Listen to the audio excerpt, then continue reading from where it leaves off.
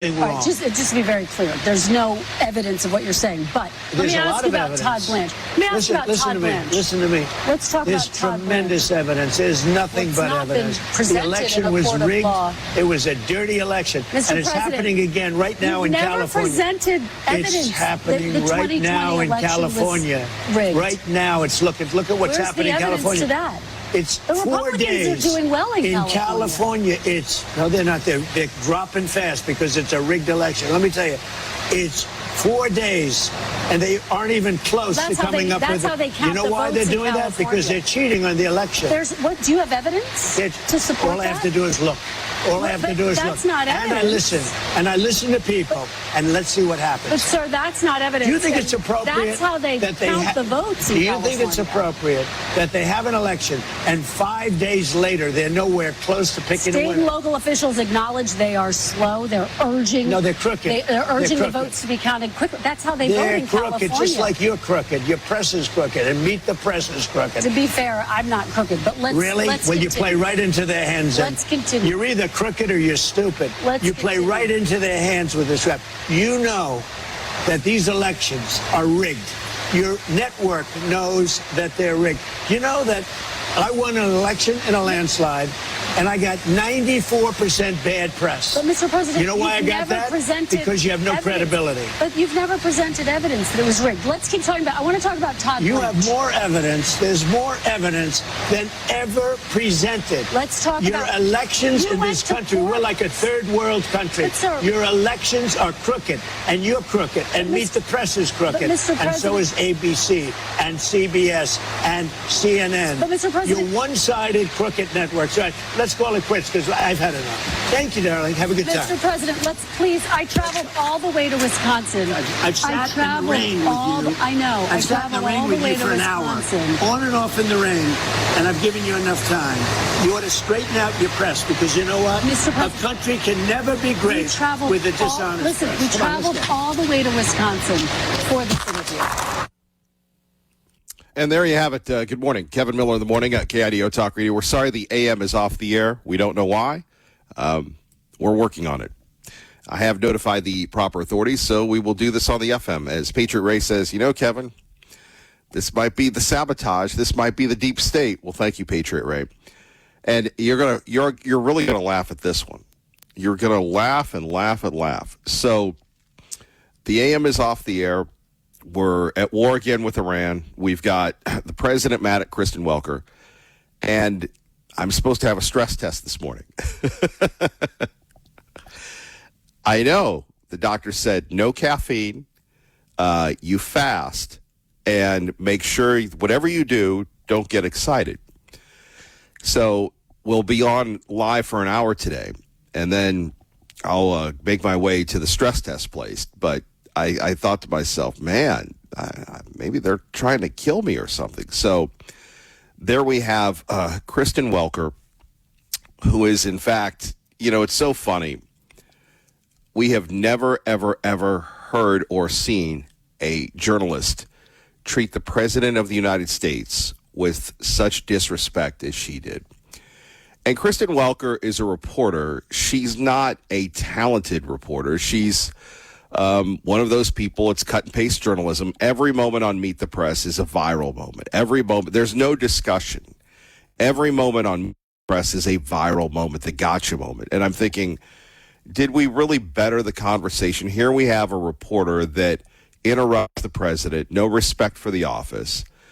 You know, some of us have been in the military. Some of us have worked in authoritarian places. Sometimes you just have to go, okay, I'm going to shut up. Because we didn't get here, and this is where the problem with the journalists today. We did not, they have this misconception. The misconception is that's what we want to see. No, what we want to see is the president answering questions. We're tuning in to see the president, and that's when we have people on this program that that's the ding that the AM is back on. Allegedly. So you'll let me know if it isn't, but thank you. So we've got the AM back on. But that's the thing, the criticism I get. People go, oh, all you ever want to do is, you let people talk too much. Well, nobody gets to talk. And everybody doesn't want to listen, so that's what I do. And that's what a lot of people do.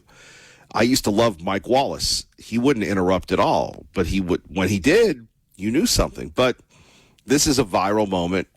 And if you've ever watched Meet the Press, this is what Kristen Welker and everybody else lives for. The moment where we pull the gotcha moment. Not to be outdone, the Iranians said to the Israelis.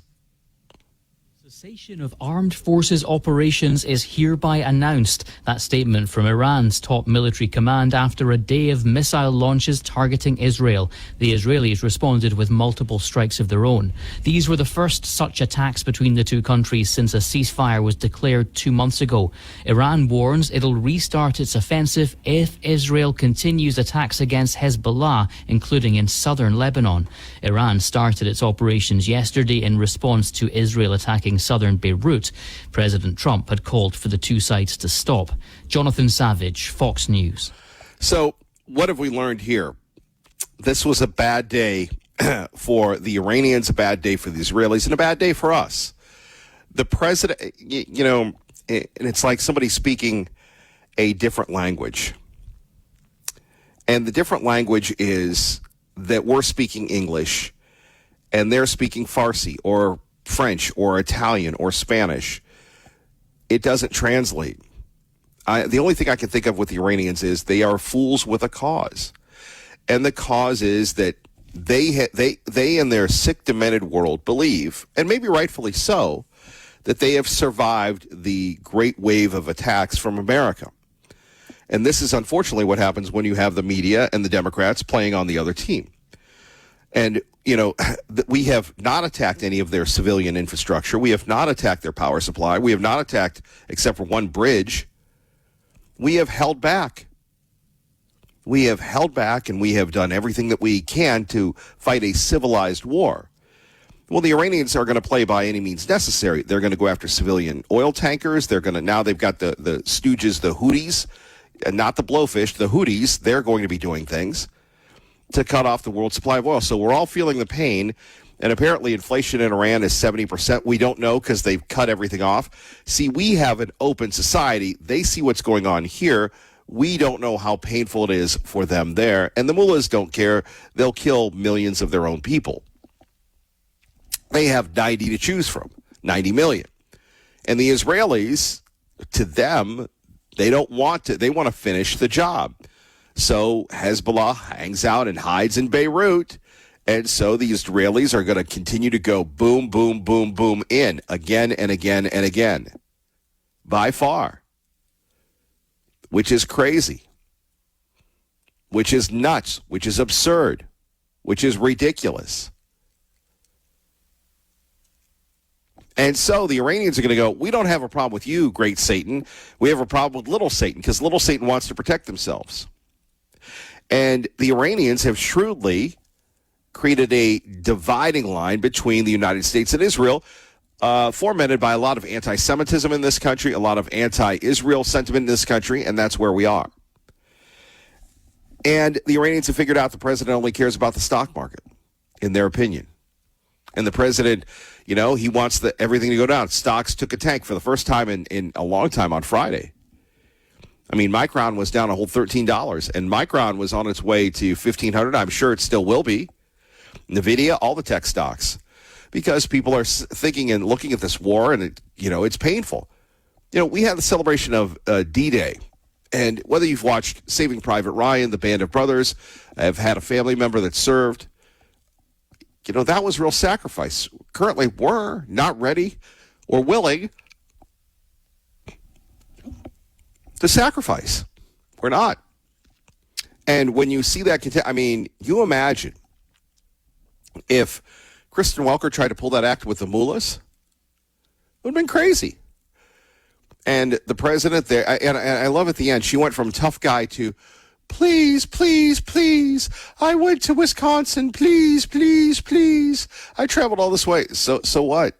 You got on a private plane or you were in first class and you traveled to Wisconsin and you did it in a farm. You could have met with the president in New York. You could have met with him in D.C., but no, you spent a lot of money and you know, it was the gotcha moment. I mean, is anybody happy that lived in California that here you have all of a sudden the liberal is winning after Election Day, and then the Spencer guy, Spencer Pratt, is getting the boot because all of a sudden the vote counting continues? That's a third world issue. A third world issue. Are you kidding me? And so the president breaks this down, and the president says that the corruption's going on, and she has the audacity to rip him? Presented. Let's talk your about elections. You know, you can tell he's losing it, and he's had enough. This country, we're like a third world country. Your elections are crooked, and you're crooked, and Meet the Press is crooked, and so is ABC, and CBS, and CNN. But Mr. President, you're one-sided, crooked networks. All right, let's call it quits because I've had enough. Thank you, darling. Have a good time. Mr. President, let's please. I traveled all the way to Wisconsin. I've sat in the rain with you. I know. I've sat in the rain with you for an hour, on and off in the rain, and I've given you enough time. You ought to straighten out your press because you know what? A country can never be great with a dishonest press. We traveled all the way to Wisconsin for this interview. See ya, darling. Time to go. 580-5436, 580-KIDO. Coming up, we'll speak with Al in Ontario. Westwood 1. Westwood 1. Exactly. And we roll on. 580-KIDO. What is your message to farmers, many who support you, but who say they're struggling? Because there's nobody been better to farmers. You know, I gave farmers last term $28 billion because China took advantage and other people. And you know who paid for it? China. Last term. You know, I had a great first term. I had the greatest economy ever. And you know what? This one's blowing it away. What's your message to farmers, though, Mr. President, who say they are struggling, they're struggling to make ends meet? Are you ready? Am I allowed to talk? You keep asking questions and you don't listen to the answers. I love the farmers, and the farmers love me. The farmers trust me. In the first term, I had something very similar. China and others were, and Canada, which was brutal, they were taking advantage of our farmers. They don't take advantage of it anymore. I gave them $28 billion split up. They never had a payday like that. And the farmers loved me, and they came back and they voted for me in record numbers. You know that. Nobody's ever even come close. There we have it, the president with Kristen Welker. We go to Al in Ontario with Kevin Miller on 580-KIDO. Good morning. Yes, President Trump is so right. That's exactly how you have to talk to those people. And we have to understand this, Kevin. Not everything that counts can be counted, and not everything that can be counted counts, right? So when you're talking about an election, the most important thing is integrity, you know? Integrity is the most important thing in everything. I mean, you know, in the Air Force, the core values, integrity first, service before self, excellence in all we do, right? Integrity is everything. And there is no integrity with those socialists, opportunists, statists, Marxists, cowards, communist freaks, simpletons, and slackers. Okay, there is no integrity with those people. They're socialists. They're losers, okay? They're third world. They do not have the mental capacity to understand how a nation must be great. And the president is absolutely right to say that we are third world in our voting. And, you know, last week, Kevin, you said something that was so important. You said we're a socialist country and the government picks winners and losers. Yes, that's true. They pick them in DEI. Okay, they pick them in business. And guess what? They pick them in the election. Okay, it's these governments that are picking them. Okay, these are not free and fair elections. There's no question about that. And getting in her face and telling her that's exactly how you have to deal with the enemy. Because really, the socialist, opportunist, statist, Marxists, these simpletons and slackers, they are the enemy, right? I mean, they're the enemy to the Constitution of the United States. These people hate competition. They hate competition. That's really the basis of it. And what will they say? Oh, well, the competition, well, this is social Darwinism or something. No, you just have to compete. And if you can't compete, then you're going to lose, or you're going to have to go back, reevaluate your game plan, and come back and do something different so that you can compete. Because competition is what we have to have in this country. And unfortunately, we've lost it pretty much. Hopefully we can get it back, because the progeny really depend on it. Because as I sent you the introduction to the book Kill Chain, and you can get that introduction, anybody can listen to it on YouTube. Okay, look, to see where China is really very scary vis-a-vis the United States. And so we definitely have to get ourselves together and start looking at things correctly. And, the big unfortunate fact is people don't want to address their own biases, their own misunderstandings, because it hurts.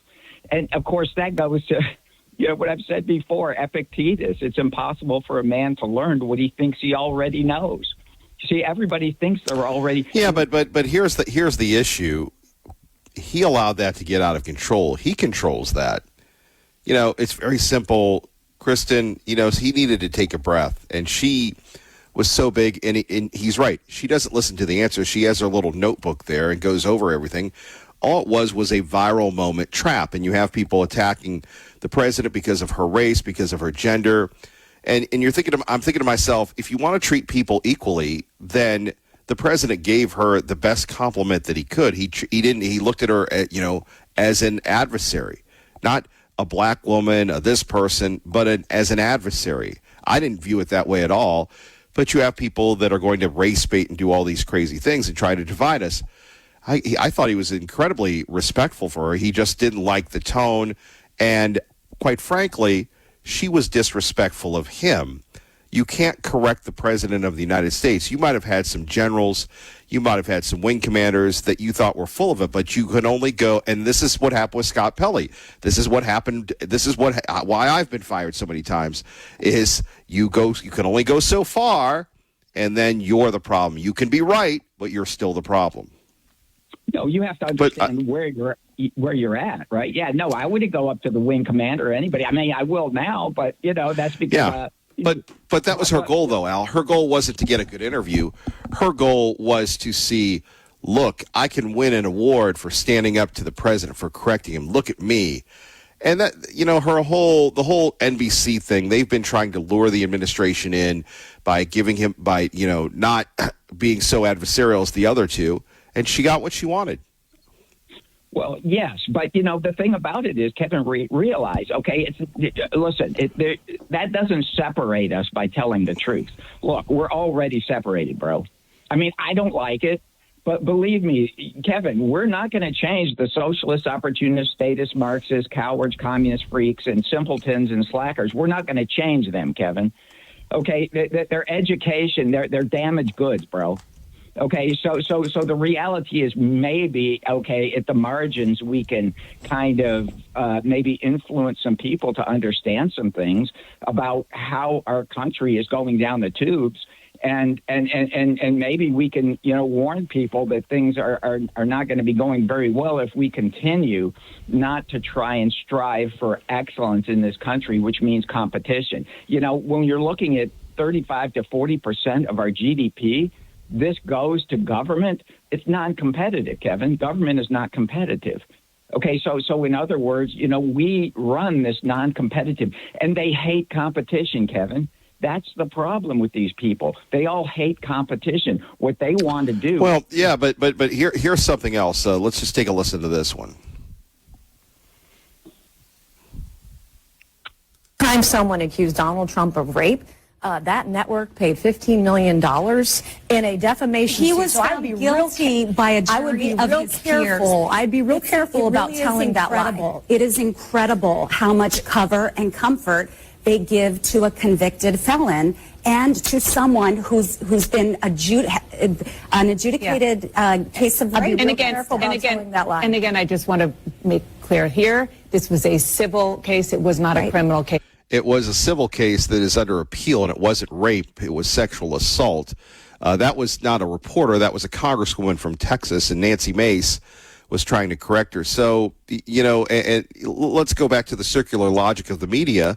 You're fighting in a world of black and white. This is not spy versus spy from the old Mad magazine, Al. This is everything is nuanced. Graham Plattner is okay because Donald Trump said something naughty on a tape trying to impress Billy Bush. Right. You see, and here again, too, this goes back to, what I constantly talk about, Kevin. It's our, we have to understand overarching philosophical aspects of what makes Western civilization great, and how we can see those aspects within President Trump. President Trump was also talking about the weaponization fund, and this is something that, and I just saw this, Kevin. I just was looking through on the internet and I came across this. I didn't know President Trump did this, but May of last year, he put the executive order fighting over criminalization in federal regulations. And what he says, the status quo is absurd and unjust. It allows the executive branch to write laws and execute them. And that helps. They can weaponize the government. And that's what they've been doing. They've weaponized the government. Okay, this entire legal victim grievance industrial complex socialist rentier government has basically destroyed the whole concept of law. He's talking about in here that there's 175,000 pages of these federal codes, and most people who are charged with these crimes don't even know. Right. That's like the gun laws. Al, thank you for the call. Glenn, AJ, Hank, and Steve, you're next. Kevin Miller, 580 KIDO. Let's get you to work. Good morning, Kevin. How's it going? Well, like I said, 580 was off the air. I was worried that I lost Bo. Dave Burnett was scrambling, and I've got a stress test at 8:30. So, what do they say? Breathe easy. Take a deep breath, count to 10, whatever you got to do. Try to relax. I thought you get on your test. I thought that was bend over. I guess that's another test. Yeah, definitely.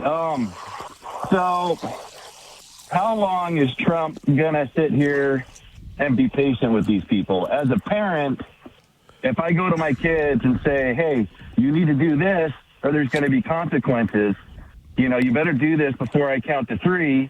And he's like 1, 2, 2.5, 2 3/4, 2 7/8, 2 15/16. If he doesn't act, the threat has no weight to it. I understand he's trying to thread the needle. He's trying to get them to comply, but these people only understand power. And if he's not going to come true with this, if he's not going to act on his threat, right, it has no meaning. He can't continually just let him slide. Something has to change, or nothing is going to change. You can't be doing the same thing over and over again and expect the same result. When they went in and started blowing up people and working to take out their leaders, they understood that. But now we're in this perpetual game of trying to get them to comply. And I don't want to see a war. I don't want to see people die. But I also don't want Iran to have nuclear bombs, because mutually assured destruction does not work with them. These are people that will have people go blow themselves up for a point. So the threat of us nuking Iran, they're like, bring it. We'll just get our 72 virgins. So they cannot get a nuke, period, end of statement.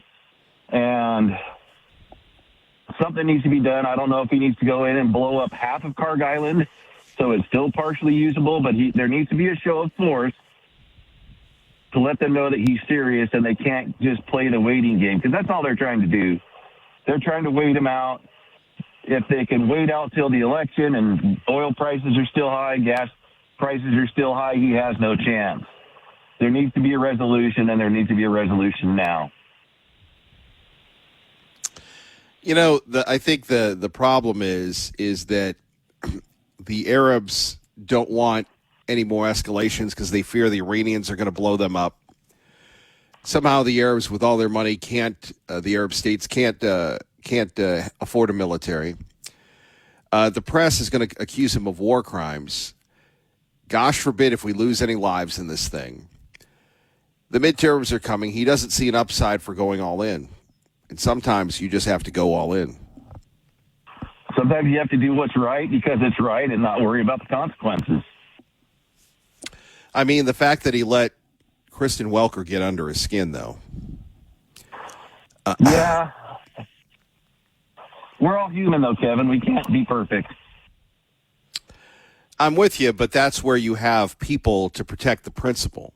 You know, when you're the president of the United States, you have the best people to ensure those things don't happen. And I know you can't manage the president, but even somebody running in or whatever, when they see this going a certain way, you're right, it's all human. But hold on, it's not like Kevin Miller where are they going to send the Easter Bunny in to save him? Hold on. It's not like Kevin Miller where the station's off the air. Hey, Kevin, could you go drive to the thing and fix it? Hey, Kevin, why are you on the air? Hey, there's like a staff. So that's a failure of staff.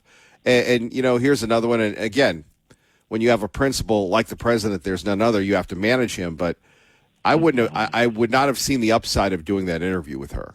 And I would have, sell me on this because he's the president. He doesn't need her. She needs him. He does what he wants. He's the president. Yeah. He's his own man. He's the exact polar opposite of what we had for the last 4 years, with Biden, where they were protecting him and they were hiding him and they were doing only specific interviews. Trump is the exact opposite of that. He's rough and tumble. He's out there. And you know what? He makes mistakes. And maybe it was an unforced error, but it is what it is. You move on from it. Hopefully he learns from it. Well, when he started calling her corrupt and vicious and everything else. Yeah, but it's Trump. It's who he is. Sure, I didn't necessarily vote for him because of what he says. But it gives his opponents the policies that he puts forth. Right, it gives his opponents, ammunition against him. Glenn, I'll think of you today during my stress test. Just close your eyes, deep breath, in and out, relax. You'll be fine. Is there a safe word? A safe word? That's between you and the technician. Thank you very much, Glenn. You have a blessed day, sir. You too, Kevin. Love you, brother. Keep healthy. Love you. God bless. Yes. Good luck on your journey, Glenn. We're cheering for you. Let's go to Hank in Boise on 580 KIDO. Hello, Hank. Hello. Good morning. The premise that Trump has is that he can make a deal with the current Iranian government. He cannot. And the only solution to the whole problem is he's going to have to destroy this regime. In other words, put him out of power.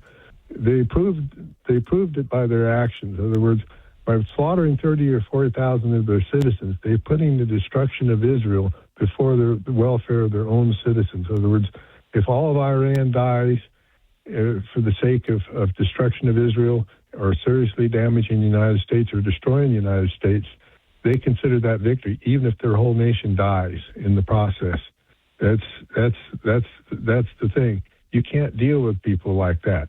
And the fact that he feels that he can make a deal, I think, is delusional. And the first thing is, if let's say that they agree temporarily to really open the Straits of Hormuz, they'll expect relief from the sanctions. And the money, the first time they get money, they're going to give it to their proxies, and they're going to make it into their ballistic missile thing. The Iranian people are not going to get 1 red cent of any of that money. So, I mean, that's the problem with Trump's whole approach. They have to kill or destroy the Republican Guard. They have to be put under 6 feet under. There's no other solution. That's what you're running into. And if he feels that he can get a peace or a deal with these people, They've been playing the cat, good cop, bad cop.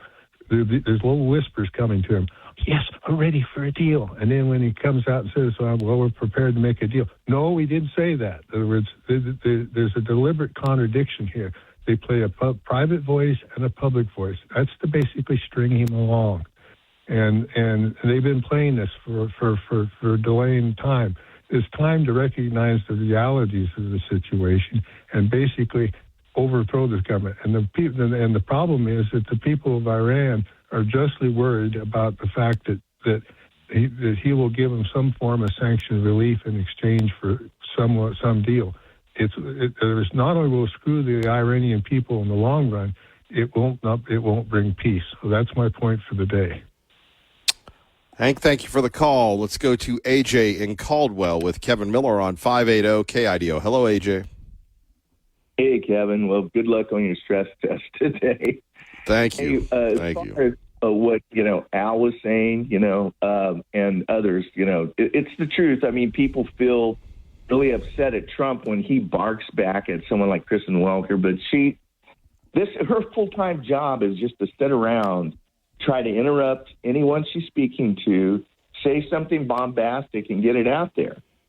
And this is just playing right to their team, the team of really, and I'm just going to come out and say it, if you're part of the Democratic Party, you're not very bright because you're not actually looking into facts about these things. What's the cause? Why is this happening? What are we supposed to do? You try to handle it on diplomatic processes. But if people aren't going to listen, and the Iranians definitely are not, they are playing this game just like people are stating.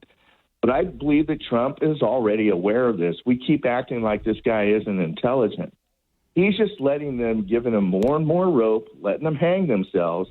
And eventually when this conflict's happened, it's going to be like he probably said, take out a few bridges, make it impossible to even do commerce in that country, really put more pressure on them. And it might involve bringing people in there and taking them out. But you know what? It needs to happen. And people, we need to have the stomach for it. They're calling this a war. My God. I grew up post, WW2, the Korean War, Vietnam. I know what wars look like. This isn't a war. This is a skirmish. It's an expensive one. But let's be honest. We're not taking brigades and sending them over there to Iran yet. And we won't need to do that. I mean, we could do this. We'll fight this war, with our air defense systems and stuff. We could make this happen pretty darn quickly. I'm talking like within a day. So people just need to relax and let this man do his job. And I think he's right for barking back at this woman because she's an idiot. All these Democratic, it's just soundbite. That's how they live. I was on a soundbite. And then the Democrats out there like drones listen to it. Oh, yeah, that's the thing.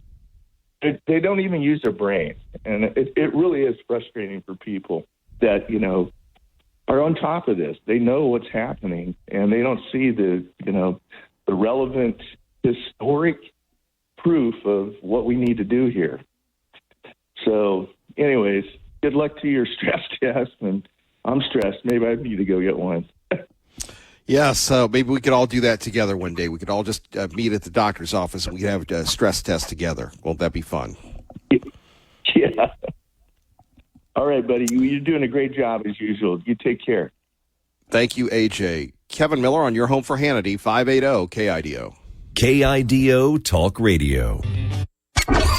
Your morning espresso starts right here.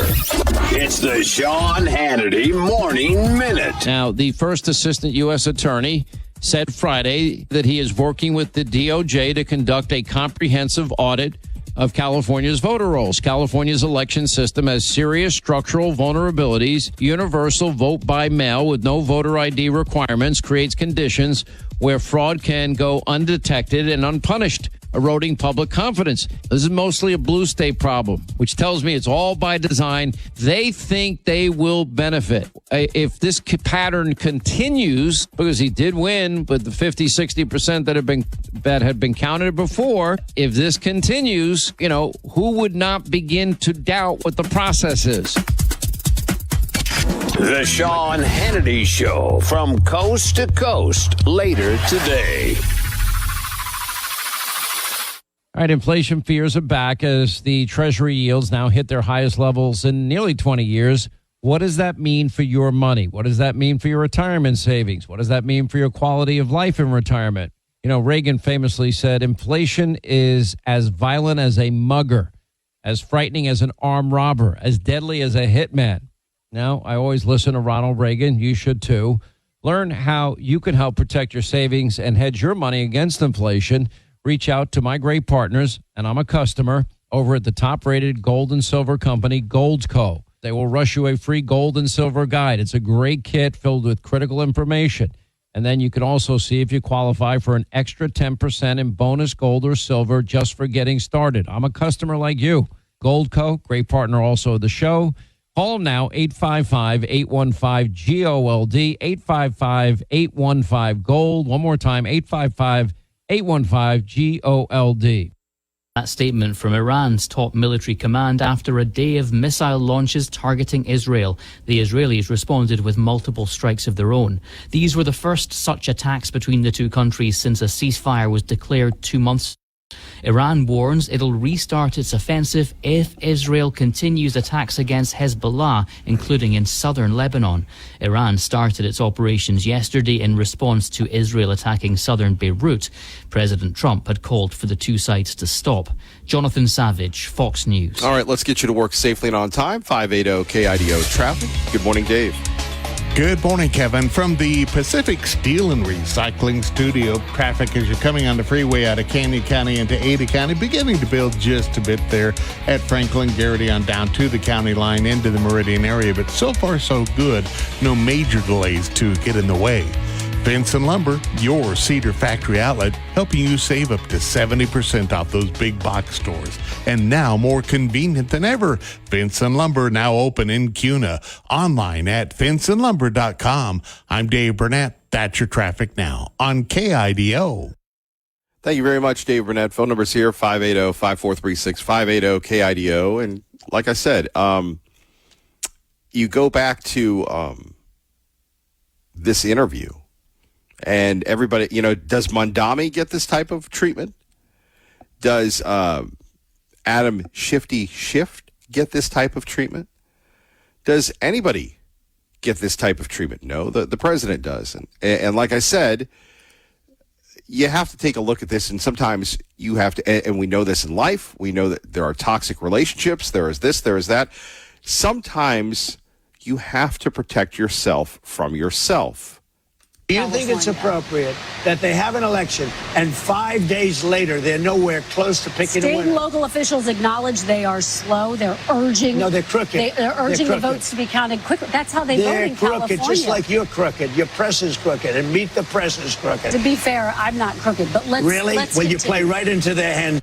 You know, and again, this is where somebody needed to act like an adult. First of all, he's the president. He can do whatever he wants. But the idea that she didn't let that roll off, and I'm not crooked, and I'm this, and pointing her finger at him, you know, you don't get to go to the White House. It's a privilege. You don't get to speak to the president. It's a privilege.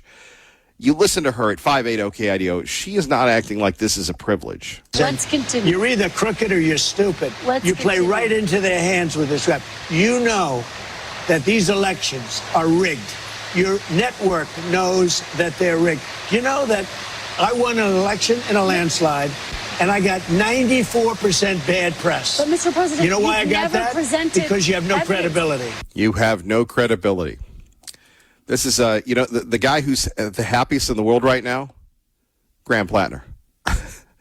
Graham Plattner, there's two things that's going on right now. Graham Plattner is happy that this is going on, and I'm not Bibi Netanyahu, he's getting yelled at, and Kristen Welker. Those are the big winners over this one.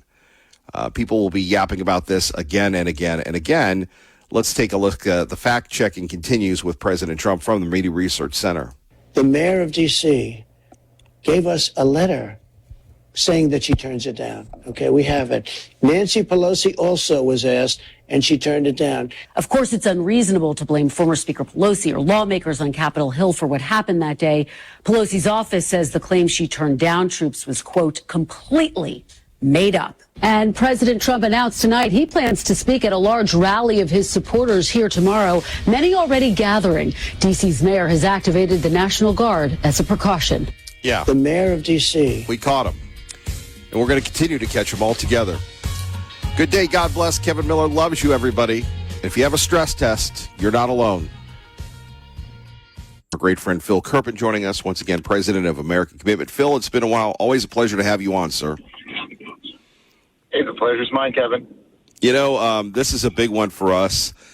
Consolidation, hospitals being nonprofits, the high cost of healthcare. Idaho is hit with it. Everybody's hit with it.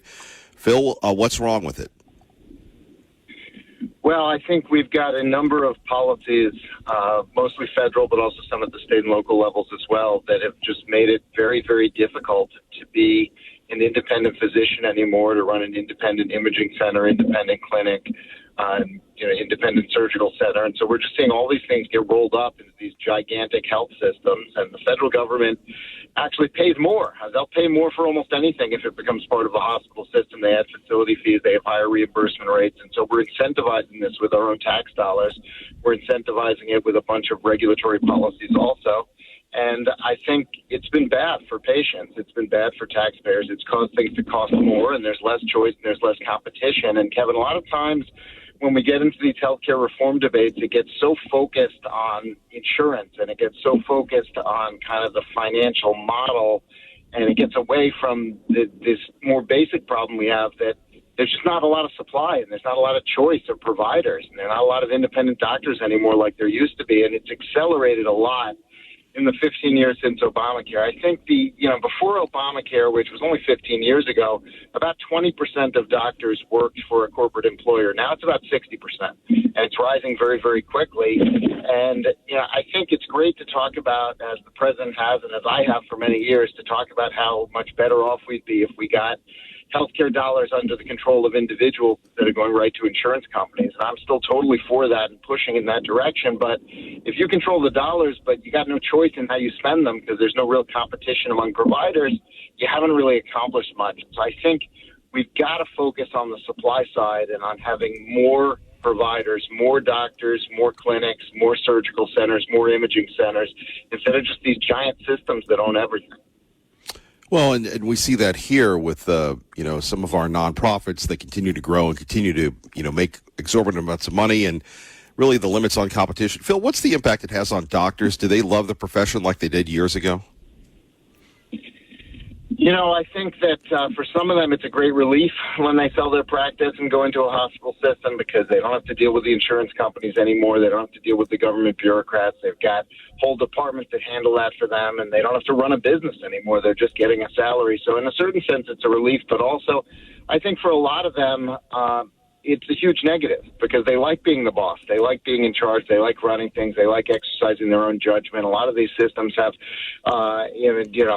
kind of directives on how they provide care. They interfere kind of even at the doctor-patient level. And so, I think it's a mixed bag. I don't think they would do it unless on some level they wanted to, but I do think they've lost a lot. And I think the quality of care suffers as well.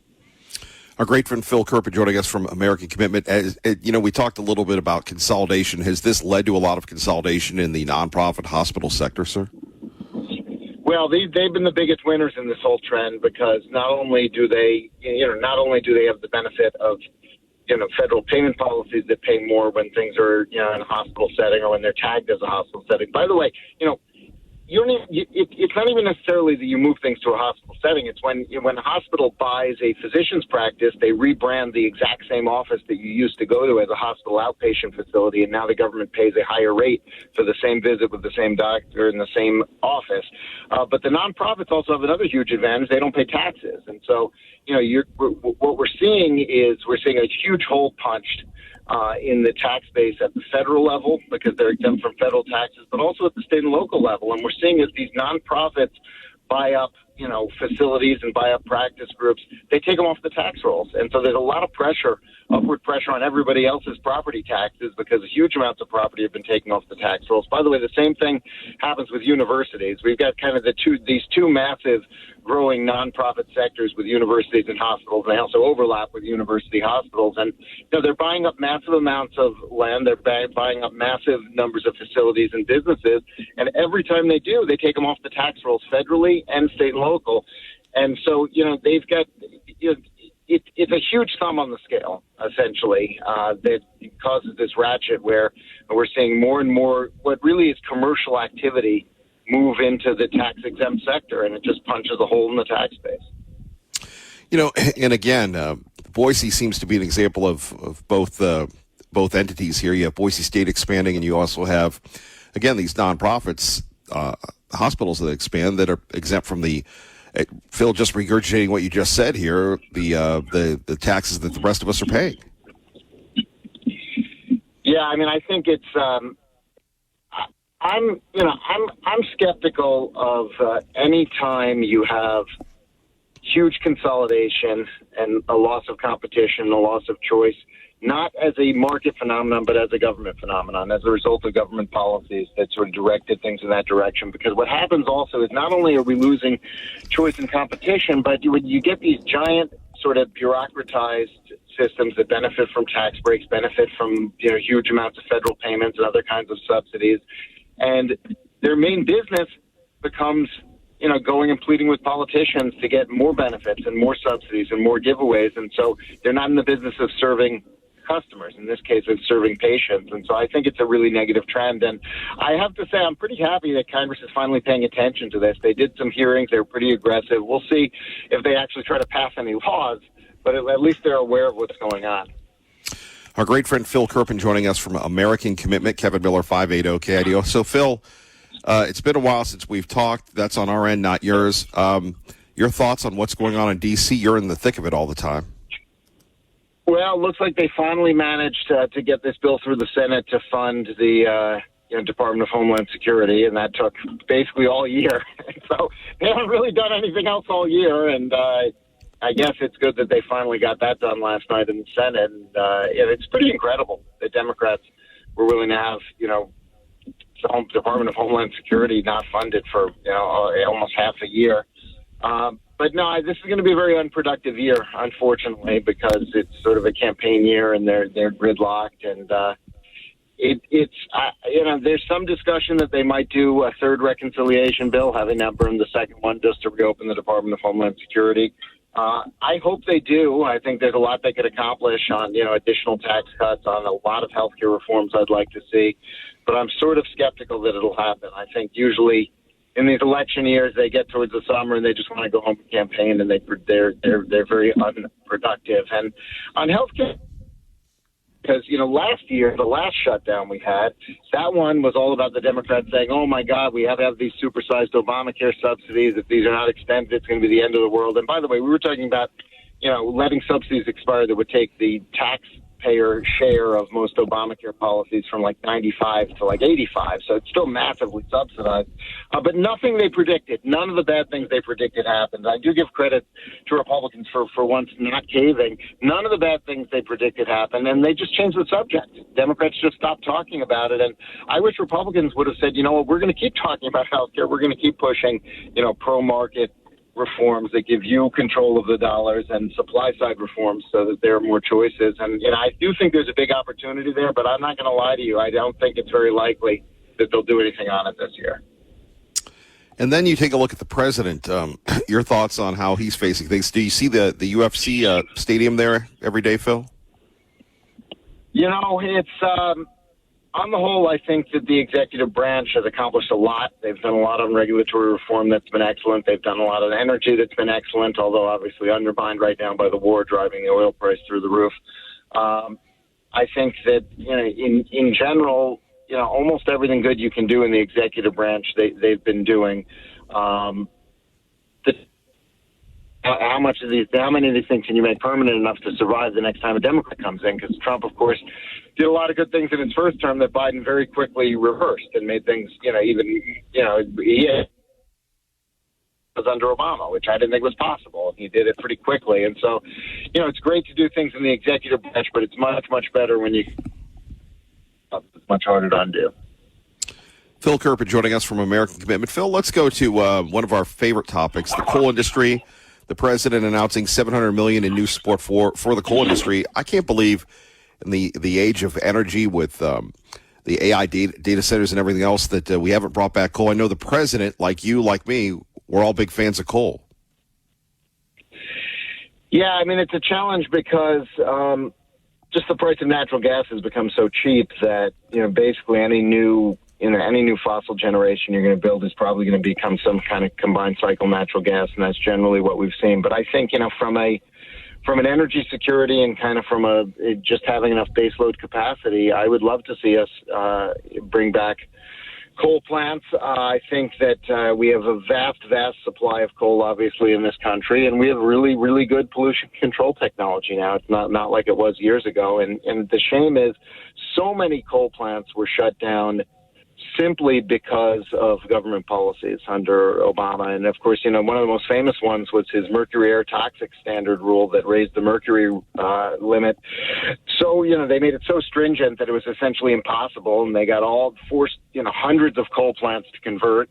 And then the Supreme Court struck it down and said it was always illegal. And I remember the Obama EPA director said that's fine. It already accomplished what we wanted it to do. And so much of the destruction of the coal sector was done illegally through abuse of power at the EPA under Obama. And, I think it's a shame that even though we now know that it was done illegally, it's difficult to reverse just because of the economics of what's happened since. And so it's a tricky thing because, we don't want to subsidize. We don't want to use taxpayer dollars. But we definitely, shouldn't be happy about what happened. I mean, to me, the most important thing for coal is we really need a West Coast export terminal, and we need to be able to get to the Asian markets because they're booming like crazy. Whatever they say about global warming or whatever, the Chinese and the Indians are building about a coal plant every week, and they're focused on domestic production now, and China is increasing and buying from Australia. That's where they get all their imports. And, we should be selling coal. We should be selling coal in Asia where it's absolutely booming. But as you know, we've got liberal states on the West Coast that are totally opposed to, letting us, reach those world markets. And I've long said we got to figure out a way to do it if it's going down through Mexico or whatever, if the West Coast people are that crazy. But if we could reach world markets and keep our coal industry strong, then we'll have that safety margin of knowing that if natural gas prices rise, we have a viable, booming domestic coal industry that can provide for our domestic electricity needs as well. So I would really focus on trying to get to those export markets and either finding a way to overrule those liberal West Coast states or go around them. Our great friend Phil Kerpen joining us, American Commitment. Phil, I know you're always busy. Anything else you'd like to share with us today, sir? Just, look, let's hope that we get this war resolved sooner rather than later and the oil price comes down. We need that economically and politically. That's probably the biggest factor that determines where we're headed the rest of this year is whether that gets resolved sooner rather than later. Well, Phil, I'm glad I'm still with us. I'm glad you're still with us, bro. All right, absolutely. Our great friend Phil Kerpen, American Commitment. Thank you, Phil. Take care. Always appreciate Phil. And, of course, it seems years, but only months. We used to have Phil on all the time talking about energy. And really a lot of that was the president has done such a great job with energy. By the way, if you missed the opening of that, he's talking about the growth of nonprofits in the hospital sector and in the the university sector. So these nonprofits, as we've seen, getting bigger and bigger. And then you say, well, Kevin, that's great. They're nonprofits. Sure they are. But we see all the building going up involving these nonprofits. Now, what's the problem with a nonprofit? Well, then they don't pay taxes. So let's say you're a medical provider and you've decided that you want to go out on your own. Well, you have to pay taxes on the facilities that you use. Everybody pays taxes, except if you're a church or you're a nonprofit. And I'll tell you the guy that's been on this for years, Tea Party Bob. And if you don't pay taxes, you have a lot more money to build buildings, I suppose. But the consolidation limits choice. The consolidation limits a lot of things. Coming up, we'll talk a little bit about what's going on in California. Thank you for starting your day with us. And again, as we want to make sure to let you know at 580-5436, it's Boise Music Festival Day. Kevin, what do you mean? Well, we've only got, what is it, 1, 2? Let me see. Where's my calendar? Sweet William, pull up my calendar, please. What's that, Kevin Miller? Do it yourself. We've only got 2 Fridays left. Only 2 Fridays left before the Boise Music Festival. That is June 27th. By the way, based on our incredible conversation yesterday, I wrote a piece on not only the mayor of Boise, but the mayor of Meridian raising your taxes. Whatever happened to fiscal responsibility in Idaho's 2 largest cities? Let's talk about it next. Kevin Miller, 580-KIDO. When you hear the cue to call, you can be like our friend Paul and others winning tickets to BMF 2026. No, it's one of those things. And I was looking at the Boise Music Festival website, and I'm going, if you had to break down the 10 biggest acts, would it be, who would it be? Well, you could say Jelly Roll, who wasn't even the headliner. Ludacris, I guess. Now, again, I'm not down with these folks, and I understand a lot of people are. Maybe you're Two Fly Bry. Maybe you're Jeremy. Maybe you're Tim. Maybe you're Sally. Life is better when you have a Sally listening in the morning. Maybe you're the famous Sally, the snow cone lady of Star. I don't know. Or a Teresa. These traditional American names. Anyway, when you think about the greatest acts that have come to Boise, Pitbull, Jelly Roll, not Pitbull, not Pit Roll, Pitbull. Thank you, Sweet William. Let's see, Vanilla Ice, MC Hammer. To me, it's almost like presidents. How can you get past the year one? Bret Michaels and the Backstreet Boys. And you're going, well, Kevin Miller, blah, blah, blah. Bret Michaels won the Celebrity Apprentice that year, so he was hot. The Backstreet Boys, after they performed here, maybe it was proof of concept, all of a sudden they're killing it in Vegas again. And then you have Train, and then you have so many others. So thinking about taking a look at that as well. But, this guy, Marshmello, is going to be big, and Sean Paul and everybody else. But Marshmello, he could change the universe, if you will. By the way, if you think it's over in California, apparently nothing is over as long as Democrats are counting. A lot of those uncounted ballots are coming from the heavily populated counties of Sacramento, San Francisco, Los Angeles, and San Diego. So the current standings could change. For now, Republican Steve Hilton remains in the lead in the gubernatorial race with 27%. Democrat Javier Becerra is in second place with 26%. And fellow Democrat Tom Steyer is trailing in third place with 20%. In the LA mayoral race, Spencer Pratt is at second place with 29%. Progressive Nithya Raman is sitting at third with 23%. Several folks are now criticizing California's vote counting process. Yeah. It's almost like they're counting enough votes till they get the results that they want. Lib. By the way, if my man Patrick is listening right now, my man, the Donut Man, Patrick, who lives in Emmett, has a couple of great donut shops. We could actually call him the Donut King of Idaho. Why? Because he makes donuts and he listens to this program.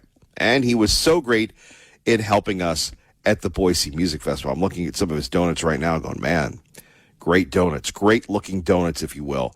It is National Donut Day. And, we don't do days because I wish I could find the calendar, what says this day and that day. But it is National Donut Day. Dylan's going, you're a donut eater, Kevin Miller. A little too inside, dilly, silly dilly. However, it is National Donut Day. National Donut Day means free donuts at shops large and small across the country, with big names like Dunkin' and Krispy Kreme participating. Established by the Salvation Army in 1938, it's celebrated on the first Friday in June to honor the organization's donut lassies and donut girls, the women who traveled to France to serve donuts and snacks to soldiers during World War I. To mark the day, the Salvation Army is distributing donuts to veterans in several cities across the U.S. and have planned other events in Washington, D.C. Krispy Kreme is giving away a free donut, no purchase necessary, while at Dunkin', customers get a free donut with a drink purchase. Tanya J. Powers, Fox News. Yeah, we got no Dunkin' here. No Dunkin' for you, bub. Oh, aren't they building a Dunkin'? Allegedly. So, again, congratulations. Mojo's Donuts, Patrick, God bless you. All donut people, God bless you. Our friends at Pastry Perfection, I hope they still listen. Maybe they will. If they do, send us a line. Thank you. And Krispy Kreme, thank you as well. You know, we pride ourselves on police officers, the trades, the plumbers, part of the trades, and people that own and work at donut shops. Years ago, and it's funny because Pastry Perfection will provide us donuts, but we didn't really take that deal to the next level. We did the show from there. Well, Kevin, people do the shows from there all the time. But then we shot a video of me actually making the donuts, which was, they weren't edible, but it was fascinating to see people that come in. I marvel at the people that, you know, they get up early. And it's, again, an antiquated thing. But there's an old commercial, and see if we'll pull this up, called It's Time to Make the Donuts. And it's a guy from Dunkin' Donuts, and very famous in New England, but I'll bring that to you where everything is all about the donuts. And finally, since we don't have Channel 6 to give us the NHL playoffs. The Vegas Golden Knights took on the Carolina Hurricanes in Game 2 of the Stanley Cup Final Thursday. This game was filled with high drama, with Vegas up 2-0 entering the third period. Carolina scored 2 goals to tie it. And then the captains for both teams traded goals of their own to send the game to overtime, tied 3-3. But in the end, Carolina emerged victorious. Goss to spare. They score! Seth Jarvis quiets the critics and ignites the crowd. The call on ABC, Seth Jarvis with the game-winning goal as the Hurricanes win it 4-3 to tie the series at a game apiece. Tony Genualdo, Fox News. Pretty awesome stuff. Again, too bad we can't watch it. We have that story for you on our website, Channel 6. Channel 6 is down. Does anybody miss Channel 6? Not a lot of heartbreak like we saw when Channel 7 went down due to DirecTV. And if you have Dish, if you have something else, good for you, man. Good for you. That is awesome. Phone numbers here, 580-5436, 580-KIDO. Thank you to Window World Boise. WindowWorldBoise.com, the sponsor of this portion of the program. But, you know, I kind of root for the NHL. Going to see a live hockey game is amazing. Obviously, we have the Steelheads, and it's nice that we have the Steelheads here, and they're a wonderful group. But, I mean, they're always sold out. But I will tell you, and I've never been to a live NBA game, but going to a hockey game at that level is just amazing. Years ago, and it's weird. You take a look at things in your place in life at the time, and maybe you don't appreciate it. I worked in Raleigh, and we were partners with the Carolina Hurricanes, and they were really trying to get going. Remember, they were the old Hartford Whale, and so we would do partnerships, and my boss, the sick, demented, twisted, gifted guy that drove me creatively insane, but really took me to new levels. You ever having one of those, just a tortured soul, takes one to know one? Lived next door to, you know, one of the people in the Hurricanes. The kid was like 25 and was a multimillionaire. And it must be an incredible dichotomy of you're young, you have a ton of money, and even now with the NIL, it must be even crazier. Regardless of that, when I moved to Nashville, the Predators, that are doing incredibly well now, they were on the verge of leaving. And then I launched this campaign to save the Predators, and then I got the boot and they didn't.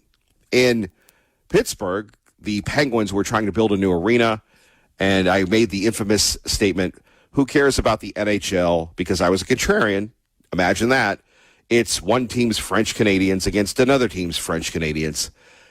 That didn't sit well. However, the NHL people were always the best to work with because they needed the exposure. They needed the community outreach. So it's nice to see them back on ABC. I really, really wish that we could watch ABC fake news, but we can't because Scripps and DirecTV are going back and forth. Okay, let's go to what's going on in California as we talked a little bit about. Apparently, the liberals are moving up the power charts. Amazing. Just like what happened in 2020. Oh, the conservatives are ahead when the votes are counted, but let's count more votes. So the Save America Act is all voters must show photo ID. So you go to vote and you show photo ID. Not complicated, right? You know, who could oppose it? They say it's an 80-20. It's not. It's about 99-1, and we'll never find the one person. Andy, congratulations, Andy, on a big victory. Thank you for your help. That's great. I appreciate it, but you're very good at what you do, and I've been backing you right from the beginning for a long time, right? Backing you too, sir. For years, that's right. You have. Thank you. Congratulations. You won a big election. So you have all voters must show photo ID identification. All voters must show a little thing called proof of citizenship. Would you say that's 99-1, Mr. Pennsylvania? I would say that's maybe 100 to 0. I would think so. They say At least it should be. No, but they say it's 80-20. It's not 80-20. It's 99. And we've never found the one person. There's another one.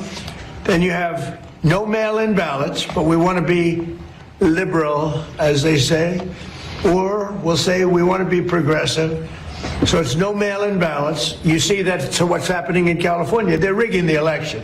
Now, maybe we caught them, and maybe they won't be able to get away with it. They tried with me. They did it successfully the second time. The third time, we made it too big to rig. Too many votes. They couldn't do it. They can only go. They sort of gave up at about 9:07 where they got slaughtered with the votes that came in. But no mail-in ballots except for illness, disability, military, or travel. So we're being very progressive, and we just don't want cheating in our elections. And you see it happening in California. Those numbers are coming down rapidly. They found a lot of mail-in ballots last night, shockingly. So we don't want that. The president is right. We'll talk about it next. Take your calls. We are just getting started the right way. Don't forget your chance to win tickets to the Boise Music Festival just by being caller 10 when I give you the cue to call. You're listening to Mayhem Millie on KIDO Talk Radio, 580 KIDO. Jonathan Savage concerning, well, just his report yesterday on the Chinese using LinkedIn to spy on you. Are they spying on you? They're spying on me. Our top regional story. A lot of those uncounted ballots are coming from the heavily populated counties of Sacramento, San Francisco, Los Angeles, and San Diego. So the current standings could change. For now, Republican Steve Hilton remains in the lead in the gubernatorial race with 27%. Democrat Javier Becerra is in second place with 26%. And fellow Democrat Tom Steyer is trailing in third place with 20%. In the LA mayoral race, Spencer Pratt is at second place with 29%. Progressive Nithya Raman is sitting at third with 23%. Several folks are now criticizing California's vote counting process. Yeah, imagine that, as they should. By the way, if you're a fan of ICE, big win for them last night. The 52-47 vote followed a marathon series of motions and amendments to change it over the course of 18 hours. Senators approved the legislation to fund Immigration and Customs Enforcement and Border Patrol for the next 3 years. There were bipartisan efforts to add amendments that would restrict what the president has called a $1.8 billion anti-weaponization fund for Trump's political allies who believe they've been politically persecuted. One such defeated amendment was proposed by Louisiana Senator Bill Cassidy, who was recently defeated by a Trump-backed primary challenger, which would have redirected the fund's payments to law enforcement officers hurt in the January 6th attack on the U.S. Capitol. Tanya J. Powers, Fox News. There we have it. Kevin Mill in the morning at KIDO Talk Radio. Phone number is 580-5436, 580-KIDO. So we have the rigged California election, and then we have, in addition to that, thankfully, ICE being funded. Let's roll on, and we go to, well, Mark the Watchdog of Eagle. It's an early Mark the Watchdog of Eagle today. Good morning, sir. Good morning, sir. Well, California is nothing more than a socialist-run criminal syndicate. That whole state, unless you have the FBI go in there and the Department of Justice and go through their whole election system, it is run like that story I sent you probably about 5 years ago, Kevin, that Gateway Pundit had about the sordid tale of England's mail-in ballots and how they are able to perpetrate fraud and put all these Muslims into power there in England. Same kind of an idea, same actions going on down there in California. The Demon Rat Party, I mean, other than the sick-minded that would keep voting for these type of people, you can't do anything about the fraudulent ballots that are being sent in. And let me ask you something, Kevin. How did the last election go? I mean, didn't California have to have all their ballots in for president?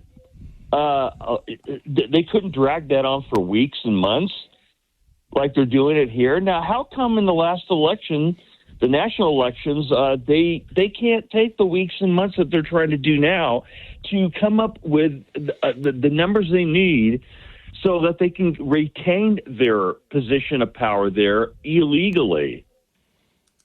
Now, do you see what I'm saying? I agree with you. And, the fix is in, it appears. Yeah.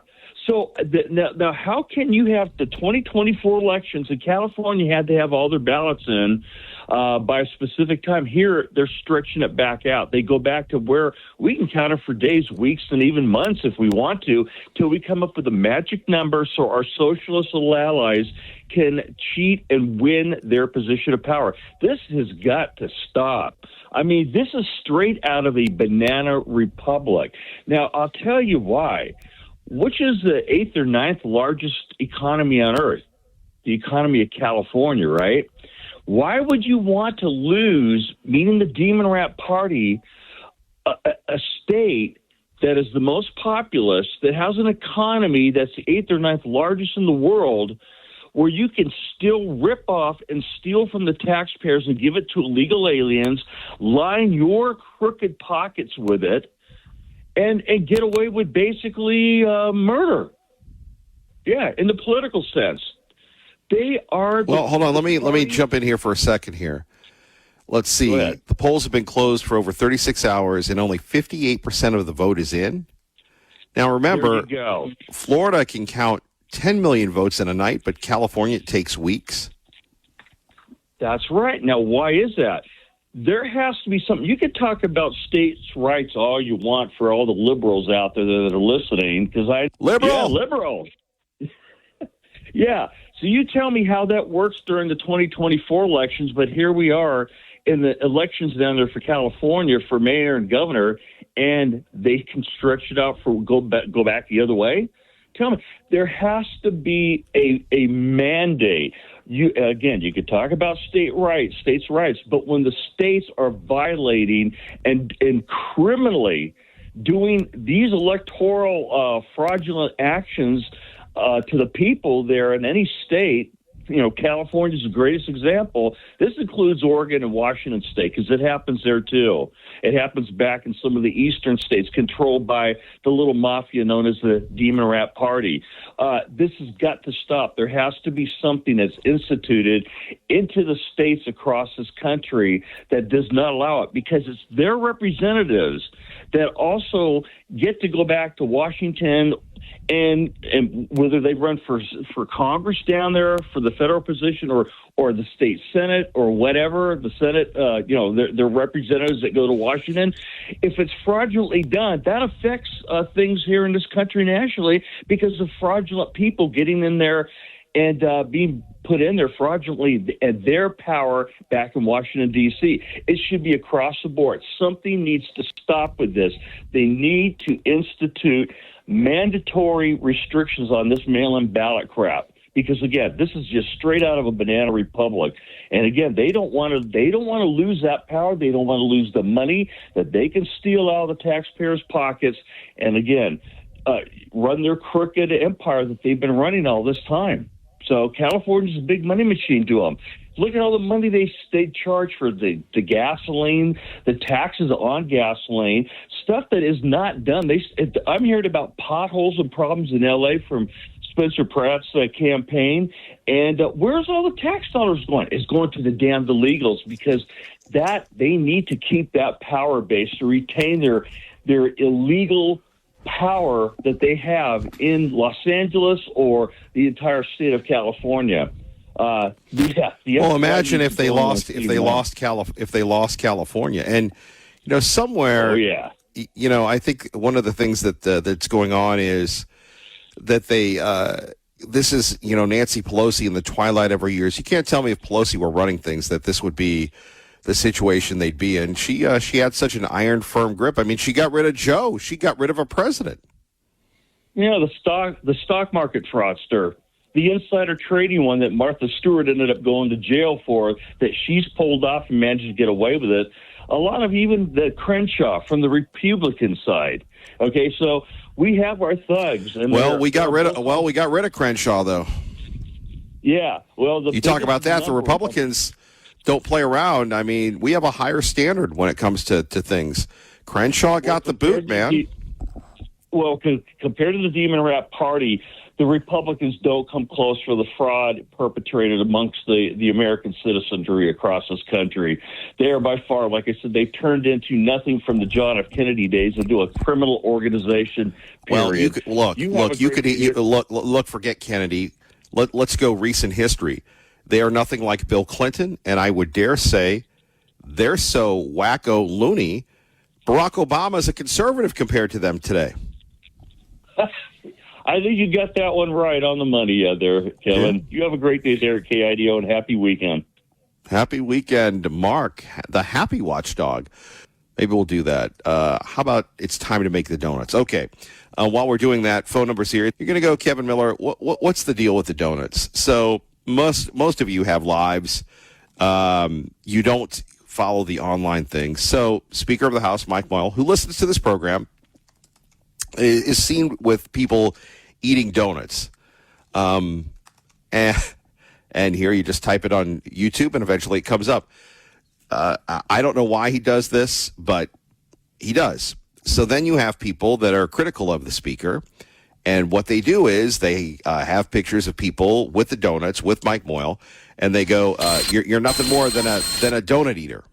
So in honor of National Donut Day, and again, he's the most famous donut person around, and again, Patrick, we appreciate Patrick of Mojo's Donuts, 2 locations, great guy, thank you, great family, wonderful man. Listen to the program.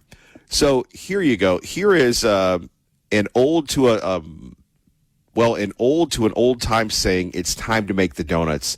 Number 1. Number 2, if you're not familiar with this, if we ever get a Dunkin' Donuts, and I think we had one several years ago, Dunkin' Donuts, a big East Coast brand. You have Ben Affleck, Matt Damon, the Boston people. They're all about Dunkin' Donuts.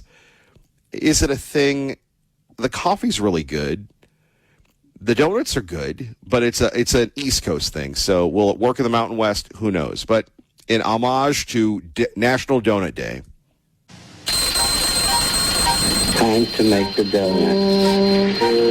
It isn't easy owning a Dunkin' Donuts. Time to make the donuts. Because unlike most supermarkets, we make up to 52 varieties fresh day and night. Of course, when you make donuts this way, there's a reward. People buy a lot of them. Good morning, folks. Look for Dunkin' Donuts money-saving coupon in your local newspaper. Wow. How old was that ad? The early 1980s. The early 1980s. Let's go to 1987. Time to make the donuts. Don't be a chump. Get a decent night's sleep for once. But all the nice folks will want fresh Dunkin' Donuts. It takes a lot of willpower to make Dunkin' Donuts fresh day and night. But we think it's worth it. But we think it's worth it. And you'll think it's worth it. There's something really delicious in this week's newspaper. Yeah, back when they had newspapers. The golden year of 1987. By the way, congratulations to Bill. Bill has won.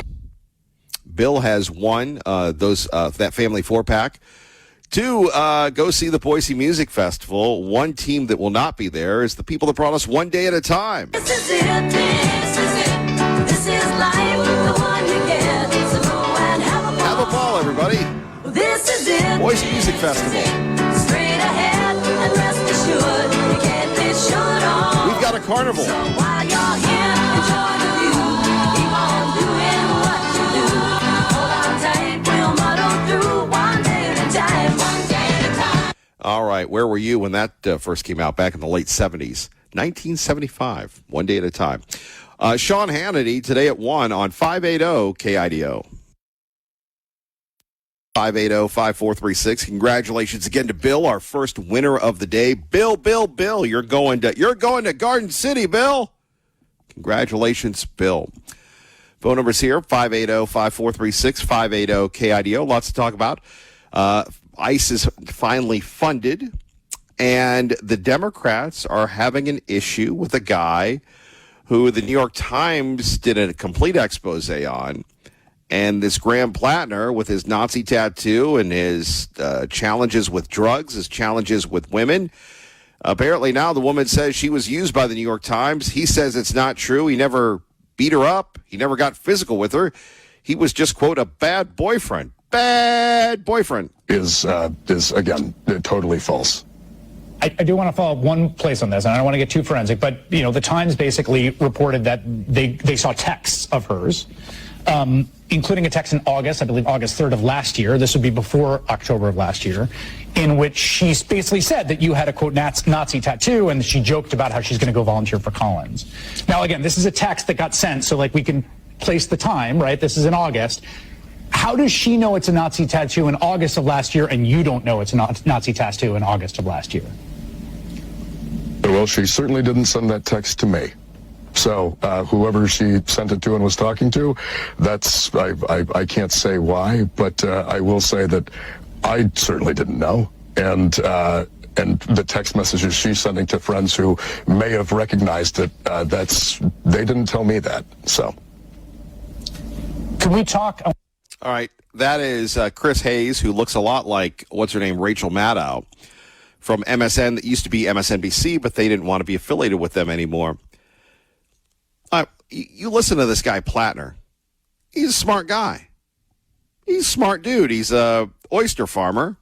He's an oyster guy. He's on a boat. Tough job. A man's man, a real man, a manly man. Combat veteran, businessman. You're in Maine, one of the most politically correct places in the universe.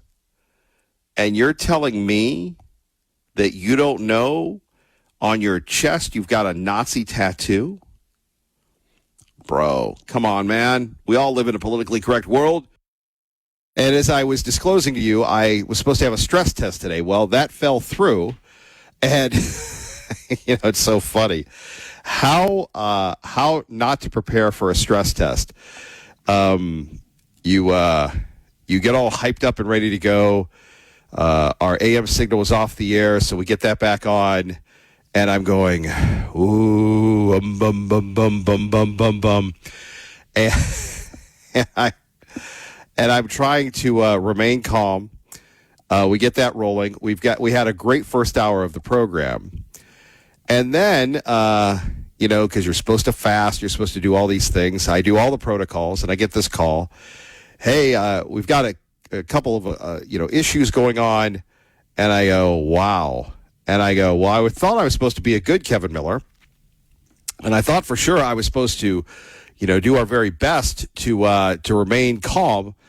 And they said, the good news is now you can go have some coffee. And I go, that's not a bad deal, if you will. But and then they said, well, we can reschedule you. And I go, well, how do we know if it's going to work this time? I mean, we do have this thing called the Kevin Miller program that we provide a service for, and we pride ourselves on showing up for work day after day, hour after hour. So again, we apologize for that one, and here we are ready to go. Obviously, the number one thing going on and on and on is the president with his interview with Kristen Welker. She got out of line. Let's take a listen. I think it's appropriate that they have an election, and 5 days later, they're nowhere close to picking a State winner. and local officials acknowledge they are slow. They're urging. No, they're crooked. They're urging They're the crooked. votes to be counted quicker. That's how they vote They're in crooked, California. just like you're crooked. Your press is crooked, and meet the press.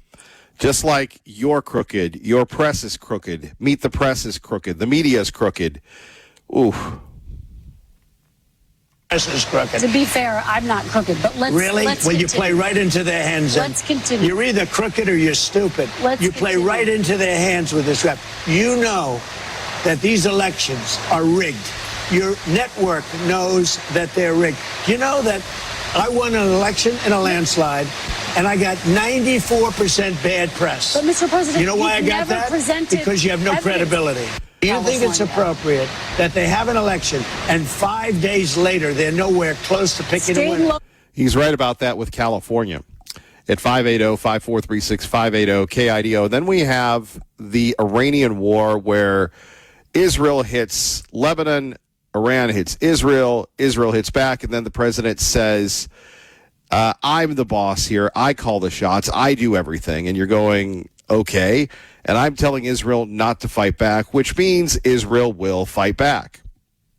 Iran's Islamic Revolutionary Guard Corps just announced they are halting attacks against Israel, but maintain the ability to fire again if the Israelis target Hezbollah in Lebanon. This is a significant development and an indication we may be looking at an off-ramp here. This all started yesterday afternoon when the IDF struck the Lebanese capital of Beirut, going after the Hezbollah neighborhood of Dakhya.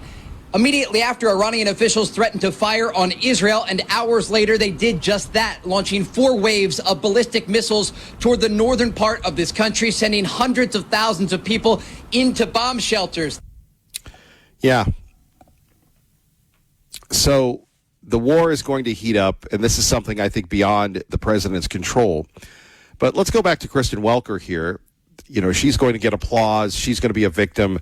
And the president said that he's going to go back on. He should never do another interview with any of these people. Do you think it's appropriate that they have an election, and 5 days later, they're nowhere close to picking a State winner? and local officials acknowledge they are slow. They're urging. No, they're crooked. They're urging They're the crooked. votes to be counted quicker. That's how they vote They're in crooked, California. just like you're crooked. Your press is crooked, and meet the press is crooked. To be fair, I'm not crooked, but let's Really? Let's Well, you continue. play right into their hands. and Let's continue. You're either crooked or you're stupid. You play right into their hands with this rap. You know that these elections are rigged. Your network knows that they're rigged. You know that I won an election in a landslide, and I got 94% bad press. But, Mr. President, you know why I you've got never that? presented Because you have no evidence. credibility. Yeah, you have no credibility. So the president continues to fight, and just the disrespect. You know, it's okay to disagree with people. You could always say that it's okay to have a contentious interaction, but you're either crooked or you're stupid. At 580-5436-580 KIDO, I think that's really what it gets down to. You're either crooked or you're stupid. And there was an old interview years ago with Dan Rather of CBS News, and he was going toe-to-toe with George Bush, and finally George Bush goes, do you know who you're talking to? I'm the vice president of the United States, Dan. You walked off your job and you got mad. I can't do that. I'm not little Mr. TV guy. And, you know, what have we learned from the president is just he's not backing down. As I've said before, I don't really think, quite frankly, that this is the best use of the president. And then at the end of it, she's going, oh, please, we've traveled to Wisconsin. You're NBC. You have a ton of money. And the bottom line here is that you can do whatever you want. And the president's right for leaving. He was done with this. You know, there was no mention of the fraud. There was no mention of anything. It was a gotcha interview. So I really don't understand why At 580-5436, he even does these interviews. Remember, these are people that don't like him. These are people that hate him. These are people that are trying to destroy him. And, if you're the president of the United States, I think the last thing you want to do is give them an opportunity to come at you again and again and again. You take a look at all the fraud going on in Minnesota. You take a look at the fraud going on in Idaho, in Ohio, and they just ignore it. Take a look at what's going on with the fraud in California. Here you have Karen Bass, and then we have Spencer Pratt ahead at the election night, but they keep counting the ballots till the other lib gets in there. Is that the way that we're supposed to be doing elections in America? And I love this. Trump claims without evidence California's elections are rigged. Really? And this is where we're supposed to do this. And by the way, in Mondami's, New York, all we're hearing about is the Knicks and everything else. 5 people stabbed in a mass attack at Penn Station. 5 people. 5 people. As I said before, the person who's very happy about this is Graham Plattner, because he's got his big primary coming up tomorrow. I'm sure the Democrats will let him go again and again and again. They'll get him in Maine. But the bottom line here is, for years and years and years, we've had the Democrats talk about being the party of women. Brett Kavanaugh, Pete Hegseth, all these people. And you're going to let this guy run wild? Here's the president. Of the most successful country, because as you know, in the last term we were a dead country, Kristen. I know you're a big liberal, we're a big progressive. No, but I'm just a journalist. We were a dead country. A year ago, a couple of years ago, we were a dead country. Now we have the hottest country anywhere in the world. And at the all-time hottest point, which is probably now, believe it or not, we just had all brand new stock market records today. Well, that probably wasn't after the tech bubble. However, you got to love the president when he says this. In the midst of the greatest stock market in history, in the midst of the most successful country, because as you know, in the last term we were a dead country, Kristen. I know you're a big liberal, we're a big progressive. No, but I'm just a journalist. We were a dead country. A year ago, a couple of years ago, we were a dead country. Now we have the hottest country anywhere in the world. And at the all-time hottest point, which is probably now, believe it or not. Yeah, you're a big liberal. You're a big liberal, Kristen. You're a big liberal.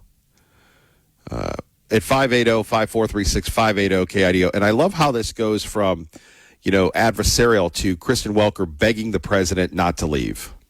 Let's call it quits because I've had enough. Thank you, darling. Have a good time. Mr. President, I traveled all the way to Wisconsin. Here she goes where she's lecturing him. She's attacking him. She's not giving him any breaks. And then when he says, okay, we're done here. Thank you, darling. When's the last time anybody called Kristen Welker darling? Maybe her husband does all the time. Hello, my darling. And look, we've had a good time. We're done. It's over. And you think to yourself, well, maybe, Kristen, if you had been more respectful. And she's weirding out because it's raining and she wants to, call this thing. The president has a limited amount of time. In our lives, we all have limited amounts of time. Case in point, when you're scheduling a medical appointment, you take time out of your busy day, you take time off from work, and then you schedule it. My beloved Maggie Miller has had recent knee replacement surgery, or, where they, take care of her knee, not knee replacement. It's where, because she's a Labradoodle, that they blow out their knees all the time. So you have to, get the metal things in there. And they're saying, well, if you want to wait that long, I go, dude, I got a job. A lot of us have jobs. And if we don't respect our job, eventually our jobs are not going to respect us, which is unfortunate, which is concerning, which is troubling. And we all live in a bubble. Al will rip me for talking about, being empathetic, but that is such a superpower, to be empathetic to people. When people are saying, hey, da-da-da, and they don't deserve, when there's a mess up, usually the person that's calling you didn't mess it up. And one thing that I've learned is people just want to be heard. People like to be heard. And as I'm talking to this person today saying, hey, there's been a mix-up, I'm very empathetic to her. But the idea that we all live in our cocoon, the press lives in their cocoon, the politicians live in their cocoon, what she's not getting is you're at the tipping point with this guy. You can either back down or you can go do the Greg Ferrara, Now, that works in media. It doesn't work in real estate. So is ABC and CBS and CNN. But, Mr. President, your one-sided crooked network. So let's call it quits because I've had enough. Thank you, darling. Have a good time. Mr. President, let's please. I traveled all the way to Wisconsin. I've sat in the rain with you. I know. I've sat in the rain with you for an hour. On and off in the rain. See, she's not listening to him. This is a perfect way of how to de-escalate a situation. She's not listening to him. And instead of listening to President Trump, instead of saying, I'm sorry, da-da-da-da-da, all she does is sit there and say, I've traveled, me. With all due respect, Kristen Welker, very talented person, at the highest levels of the game. You're not the president of the United States. Sometimes people don't know their place. And I've given you enough time. You ought to straighten out your press because you know what? Mr. President, a country can never be great with a dishonest press. We traveled all the way to Wisconsin for this interview. See you later. Let's go to Chandler, who joins us now with Kevin Miller at 580 KIDO. Hello, Chandler. Hey, Kev. Good morning. You're talking about elections. I'm like, hey, I better call in. So this call, my name is Chandler Hyderabad. I am the Republican Vice Chair for Idaho Legislative District 16. It's Northwest Boise. I'm also the candidate, one of my primaries for the GOP. Will be on the November ballot on behalf of all Republicans in the state of Idaho. My civil rights are being violated. I don't know if it has to be A.G. Labrador, Simpson, Fulcher, Brad Little, praise be his name, Mike Moyle. I want some Republican with a pair of balls in the state to go to a judge and get an injunction against the counting that's going on in Los Angeles right now in the state of California and put a stop to it and seize those ballots and make them prove chain of custody. We had no problem during the Jim Crow era and during the civil rights period of our time of sending in the 101st Airborne because of shenanigans that the Democrats were doing to disenfranchise the civil rights of black voters. Republicans are being disenfranchised by what the hell is going on down there. And there's a great journalist, his name's Mark Robert, a.k.a. Lord Buckley on Twitter. He said he'll be a witness. He'll talk. He'll do whatever it could take. But every time the Democrats want to do something, they find a judge, they get an injunction. And so here it is. They are stealing this election. Statistically, it's impossible what's going on. There are all these ballots that are floating around. And Mark Rivera is alleging, he's like, you can buy them. You can order up through gangs. They steal the mail. They have these ballots, 5,000, 10,000. You can get them and you can hold them. Maybe you need them, maybe you don't. And that's exactly what's going on here right now. So I don't want to hear about the moles in Iran. I don't want to hear about Ukraine. I want concrete action by Republicans. Our civil rights are being violated. There's more than enough people from California within the state who can tell you about these stories, who will be witnesses. I'll be a witness. I'll testify. I'll tell you about all the dirty tricks that go down. It's time to call out all the fraud that has been perpetuated by the Democratic Party again and again and again. So, grow a pair of balls, get an injunction, go in front of a judge. Don't let him do it. Like, if you're going to let this happen, our country is over. You've got a Marxist Muslim running New York City. We got a teacher union Marxist running Chicago, and we're about to get the same thing. Mary Bass, she's a revolutionary. She is a terrorist from Cuba, trained to do as such. Former Black Party member who's run Los Angeles. I mean, Republicans, look, we just had D-Day. What did those people die for? Did they die for our elected, air quotes, conservative posers to not have a pair of balls and do something? Like, where's the fight? Like, are you just going to let them take the country? Grow a pair of balls. Like, really, I'm tired of getting lectured by these people of faith who sit on their hands like the preacher man who's coming to the plantation to tell you, don't worry about the chains, worry about God. I'm worried about the chains. I'm worried about this country. I'm worried about our direction. Do something. Be the home plate umpire. Don't be the pro wrestling referee. Get off your duff. Get an injunction. Seize the ballot. Stop this right now, okay? And, if you want no more people from California to move here, Spencer Pratt needs to win. Idaho, if you want this to stop, he could maybe try to stay around. So it's in your best interest, bro. If you want it to all fail and have even more refugees here, do nothing. Bitch and complain, whatever. It's time for action, man. Kevin, Please, like, somebody do something, all right? Thank you. Thank you. Let's go to Denny, who joins us now at 580 KIDO. Well, Kevin, KIDO, I'm going to jump on the bandwagon with Chandler. They were showing from an election because a gentleman was wearing a MAGA hat at a voting place. He was refused a ballot. One of the other proctors who was there to observe what was going on argued and argued with the people in San Diego at this particular voting outlet.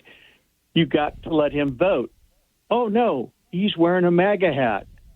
He's not supposed to have that on. He is not running for office. He is a voter. You got to let him vote. They wouldn't let the gentleman vote. And I've got a cousin of mine. She wrote on her Facebook, she was appalled that their area voted for a heavy area for Bianchi. He's not even in the top 3 showing right now. And they know good and well that they had a larger turnout in Northern California for Sheriff Chad Bianca, not Hilton.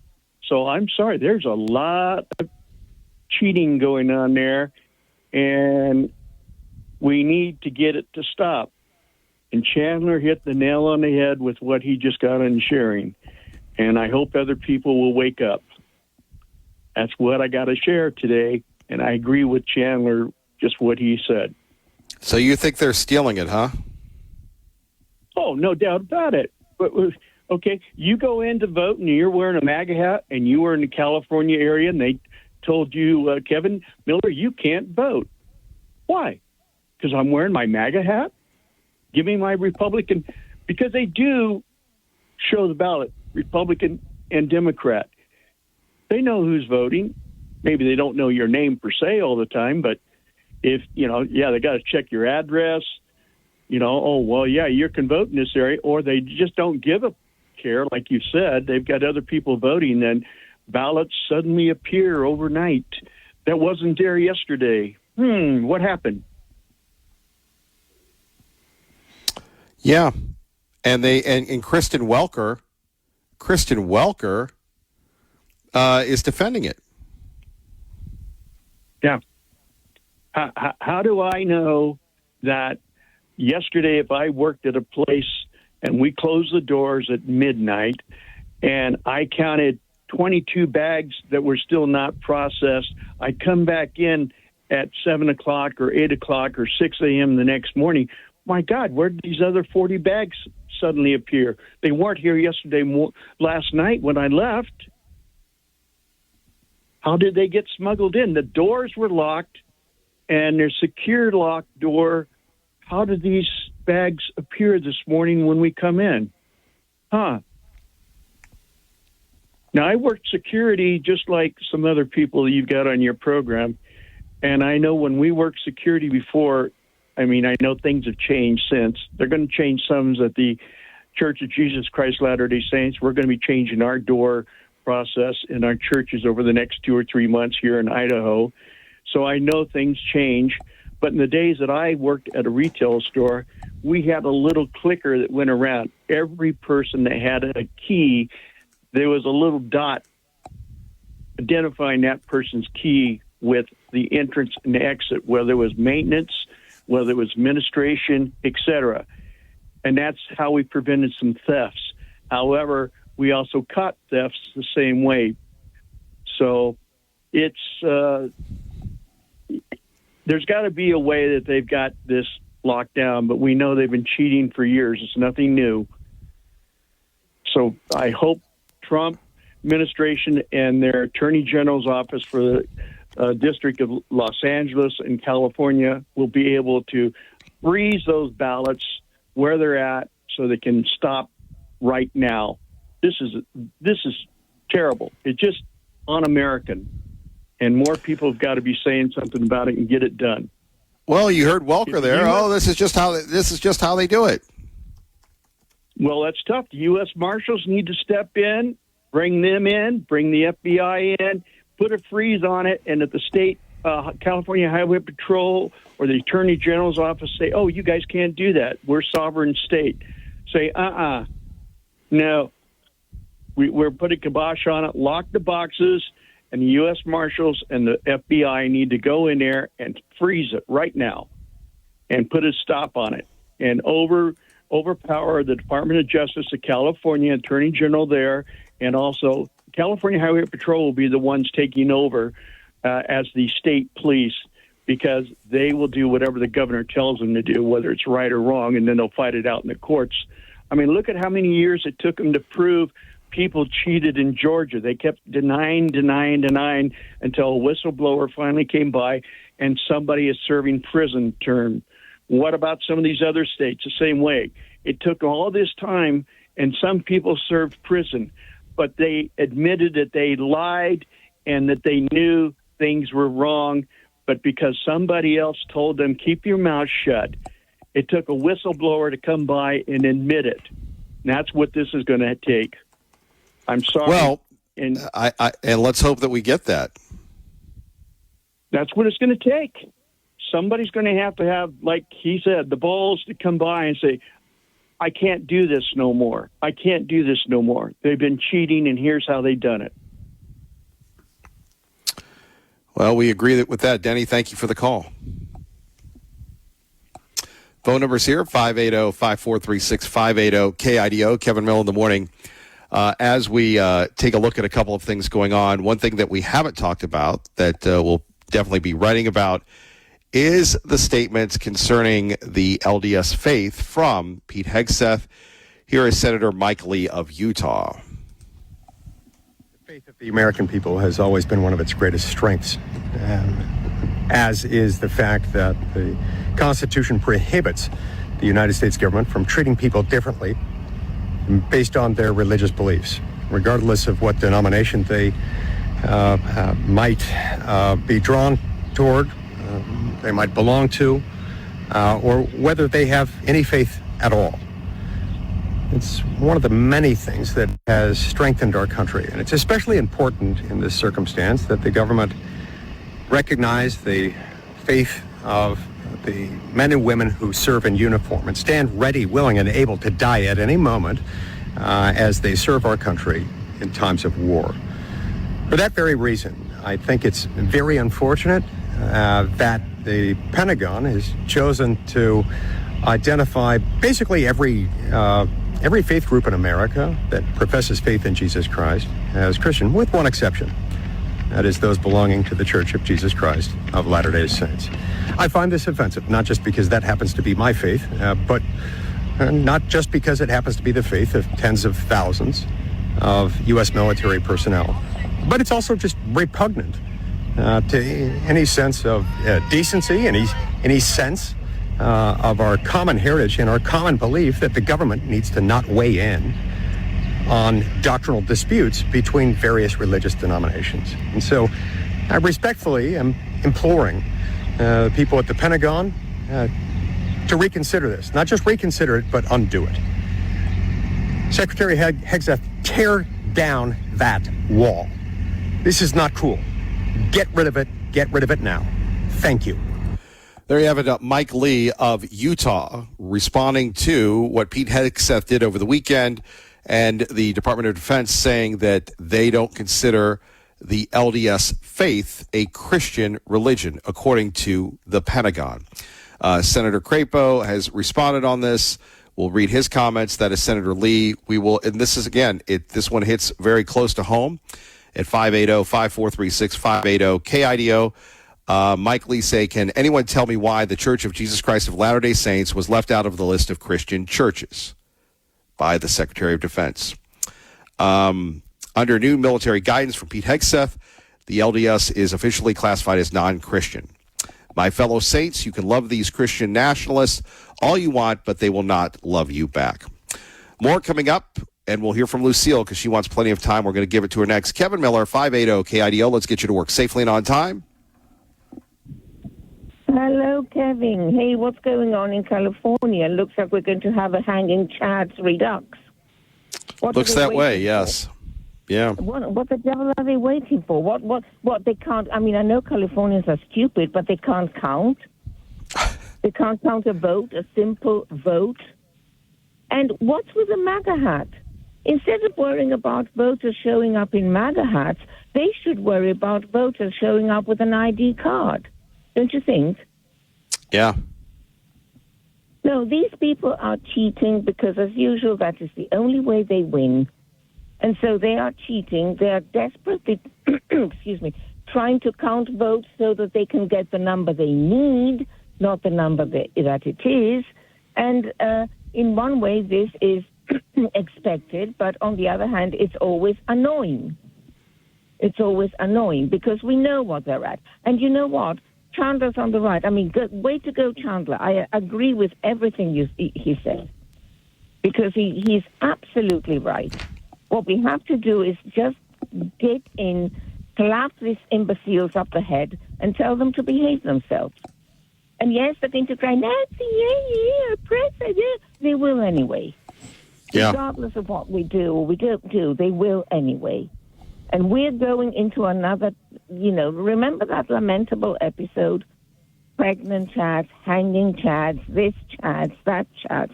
Well, it's not Chads this time, but it doesn't seem to matter, does it? The method is always the same. I'm getting fed up with these people, Kevin. These lefties are really, we are turning into England, and you do not want that to do. Trust me, Kevin, you don't want that to happen. But we're getting there. Because this is what Keir Starmer does all the time. So, sitting there with a straight face. Oh yeah, absolutely. Which one? But anyway, yeah, I suppose all of them are straight if they want to keep them that way. But that's exactly this is the modus operandi, Kevin. This is the way they do, and they don't care. They're brazen. They admit it. I mean, they just don't. It's just our way or the highway, and we're going to do whatever we have to do to win. But heaven forbid if we. Can you imagine if a Republican candidate showed up and he had a Jolly Roger tattoo with the words "Shiver Me Timbers" under it? Oh my goodness! Everybody would go into hysterics. But this clown obviously has a Nazi tattoo. Oh, no. Oh, so what? Oh, it's his right and all the rest of it. How much longer are we going to put up with this, Kevin? How much longer? And if we you heard the president right there, and these people are just buying it lock, stock, and barrel, if you will. Absolutely. And everybody, the other caller was right. They are told to shut up, and they don't have the pair to tell them, no, you shut up. I am going to blow the whistle on these people. It's exasperating, Kevin, honestly. It is exasperating because you know what? Some people it takes two to tango, and some people on our side just do not have the pair to stand up to these clowns. Let's face it. Don't make waves, they're going to hate us. They hate you anyway, dear. They hate you anyway. So at least earn your hatred. Right. Kevin, Lucille. I'm heading for a doctor's appointment, so anyway, I think I've said enough. Well, I hope your appointment goes better than mine. I was supposed to have my stress test today, and we got a scheduling miss thing, and so I it's so funny. You get all stressed up, and then you're trying to de-escalate it. Then here you have it. But I hope you have a good one today. Hope yours is better than mine. Okay, thank you, Kevin. See you. Bye-bye. Bye-bye. All right, more coming up next. Let's get you to work safely and on time. 580 KIDO traffic. Although some people say that we do.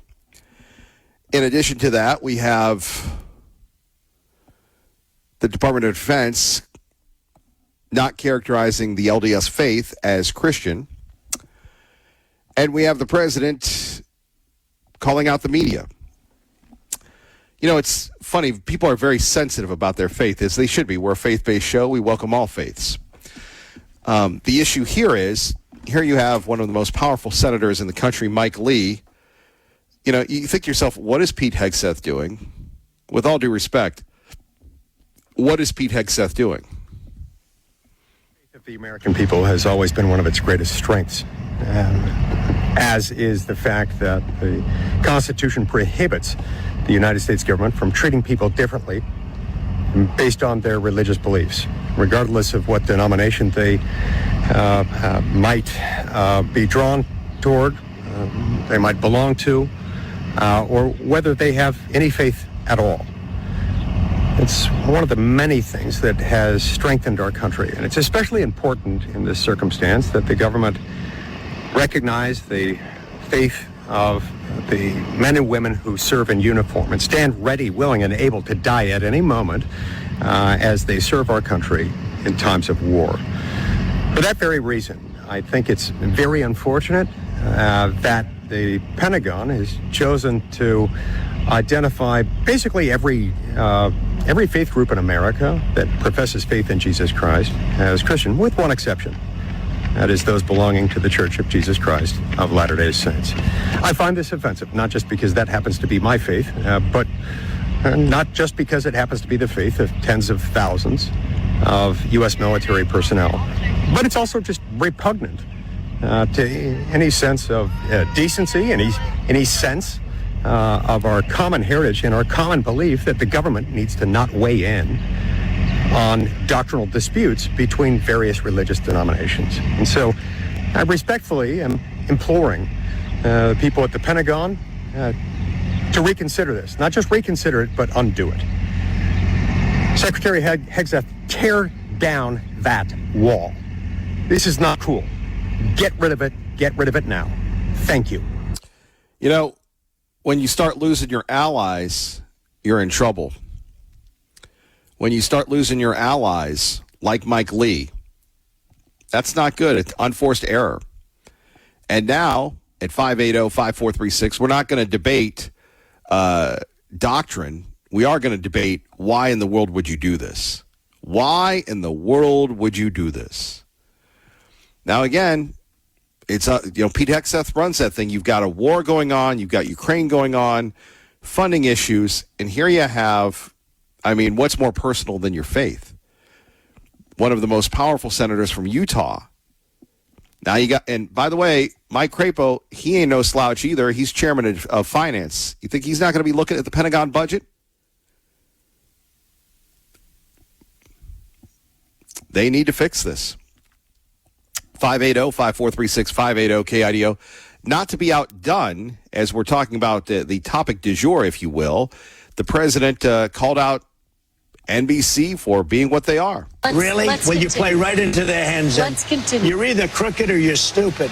You play right into their hands with this rap. You know that these elections are rigged. Your network knows that they're rigged. You know that I won an election in a landslide, and I got 94% bad press. But, Mr. President, you know why I got that? Because you have no credibility. But you've never presented evidence that it was rigged. Let's keep talking about, I want to talk about Todd Blank. Never presented evidence that it was rigged. Should we relitigate 2020? We had the Pennsylvania, the Supreme Court said, created these, because of the pandemic, these unique circumstances that was ruled unconstitutional, and they did it anyway. We have all the mail-in ballots that were brought in, no way to verify anything.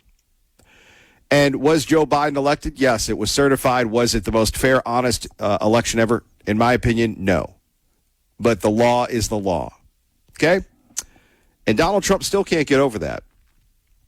And if he was reelected, you wouldn't have had perhaps all the prosecution that you've had of him. The slush fund, was it a bad look? Yeah, but I can see that because the government does ruin people. The government does ruin people. You get on the wrong side of the government, and they will see you out of existence. We talk about Dave Petzo all the time, where he took on this major corporation. They literally, that's their job, is just to bleed you out. Talk to any honest lawyer, and they will tell you, don't get involved in litigation. Everybody loses, even when you win. I had a friend of mine, an attorney, my personal attorney, and said to me, he goes, hey, man, we did this, we won the case, and then all of a sudden they couldn't pay. And there's no retribution, there's no this, there's no that. So you want to avoid this at all cost. The president understands that. You have people that were lied to by the FBI. There were no arrests in that. So, yeah, I get the issue here, but it's not somebody somebody has to disconnect here emotionally. She didn't like it that he called her a crook. She didn't like it that he called her out. And she decided that they were on equal terms. And the president decided that he is the boss.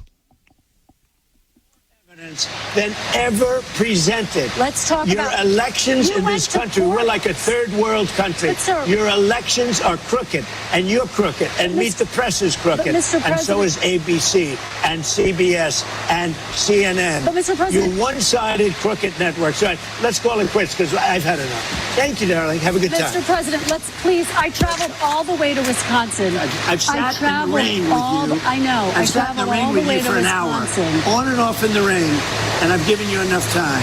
You ought to straighten out your press because you know what? Mr. A President, country can never be great traveled with a all- dishonest listen, press. we traveled. Dude, I really don't understand that. With all due respect, and if I sound a little sexist, maybe it is, but she sounds like, she's whining. She's literally whining. I traveled all the way to Wisconsin. What, from Philadelphia, from New York? That's not far. Now, you want to travel somewhere, go from New York to Idaho, Pocatello to Portland, wherever. The idea is when people grant you interviews, there has to be some type of decorum. And there wasn't. There was disrespect. Like I said, it's very interesting because here we have Graham Plattner is so happy that this went on. Graham Plattner, the failed, flawed Maine Democratic nominee, and the Democrats have a credibility issue. Remember, we're the party of women. Brett Kavanaugh, bad. Oh, Brett Kavanaugh didn't do anything. We made it all up. And then people tried to kill him. Let's see, Pete Hegseth, bad. Well, we didn't find anything on Hegseth. Pete Hegseth has a Christian tattoo. This guy had a SS or the Gestapo or whatever Nazi tattoo he had. Either he's incompetent or stupid. The president's right on this. And then, again, this is a tough one, but at 580-5436-580-KIDO, Pete Hegseth going after the LDS. We'd love to hear from you next. Kevin Miller, 580-KIDO. So those are the two big stories that we are working on. This is just crazy when you think about Pete Hegseth and him attacking the church and others. And then we have the war. Did we forget about the war? Oh, yeah. We also forgot about the war. And here we have the Iranians deciding to attack the Israelis. And then people say, well, the Israelis need to learn their place. And Donald Trump probably not doing himself any favors by saying, I'm the boss, and then publicly stating that he told the Israelis not to attack. And what did they do? They attacked. Telling both sides to cease hostilities, posting this on Truth Social, writing, quote, both sides, Israel and Iran, are looking to do an immediate ceasefire. Final negotiations on peace are proceeding, subject to ignorance or stupidity getting in its way. The blockade will remain in place and in full force and effect until a final deal is reached. The renewed fighting comes after the IDF carried out airstrikes on Beirut yesterday, targeting Hezbollah, one of Iran's proxies. Iran later unleashed strikes of its own on Israel. So Iran's military today announcing that it is halting offensive operations, although the IDF in the last hour or so says that it's striking southern Lebanon. Yeah. So they're not listening. And then you're going to have people that are critics of the president that are going to say again and again and again, see, nobody's listening to him. And the ignorant people will believe that. I don't. Do you? Let's get you to work safely and on time. 580-KIDO. Traffic with Dave Burnett. We'll get to him in a minute. And good morning, Dave. Traffic from the Pacific Steel and Recycling Studio looking pretty good east and westbound on the freeway. Really no delays or problems to get in the way. Don't forget you'll have some closures on the freeway. Garrity to 10 Mile. That'll be tonight starting around 8 o'clock. It'll run through the night as they do construction. You can dine at Indian Creek Steakhouse happy hour until 6 p.m. daily. More affordable than most fast food places. For specials and live music, find Indian Creek Steakhouse on Facebook. I'm Dave Burnett. That's your traffic now on KIDO. And again, we go back to this situation. A lot of situations going on here. We haven't even really talked about the war, if you will. People are worried. Now, again, we have people saying we might run out of gasoline. Do the Iranians really have that much power? Do the Iranians really have the ability to just turn off the energy for the entire earth? And if that's the case, do our allies hate us so much? Do our allies hate us so much that they're willing to let this happen? They're going to blame Donald Trump? That's the situation. And it really reveals a lot, does it not? What do you mean, Kevin Miller? Well, if the world is running out of energy, then for the greater good, wouldn't you say, okay, let's help America? It's like the Zelensky thing. If Russia is going to take over Ukraine and that's so important, well, why aren't the other people doing their very best to make sure that we're good to go and that they save Europe? Why aren't they doing their very best to save Western Europe? It's their backyard. A lot of questions. We can't wait to hear what you have to say. Kevin Miller, 580 KIDO.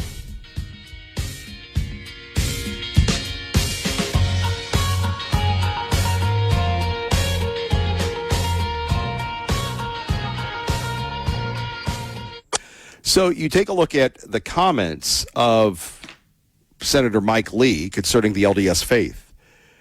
And Mike Lee is not a flamethrower, except when he talks to about public lands and everything else. But the bottom line here at 580 KIDO is, for no apparent reason, whether it's a snafu, administrative oversight, for years and years and years, the LDS has been mentioned with the Catholics, with the Lutherans, with everybody else as Christian. Now they've taken that off. Why? I don't believe anybody has commented on it. I know Mike Lee is mad about it. I know Senator Crapo's mad about it. And this is how you lose friends. This is how you lose friends. And it comes down to being right. What have we learned today? Again, Kristen Welker going toe-to-toe with the president because she wanted to be right. What do we learn? And again, we're not here on the pulpit, although we thank you, Lord, for blessing us. We're not here anywhere else, but we don't mean to be on our soapbox. But, guys, sometimes you have to take a breath back. We've been playing this all morning long, this back and forth between Welker and the president. The idea that you can disrespect the president, the idea that you can cut him off. And here's where the media loses everything. Here is where the media loses everything.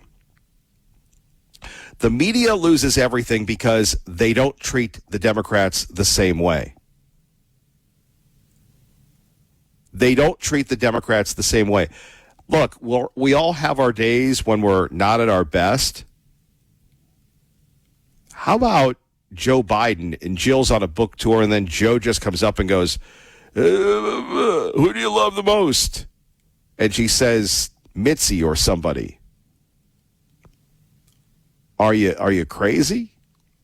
Joe was hoping that he'd get some love from his wife, and she gave him the Heisman. And we were led by the media that everything was great, everything was well. It's you talk about hypocrisy.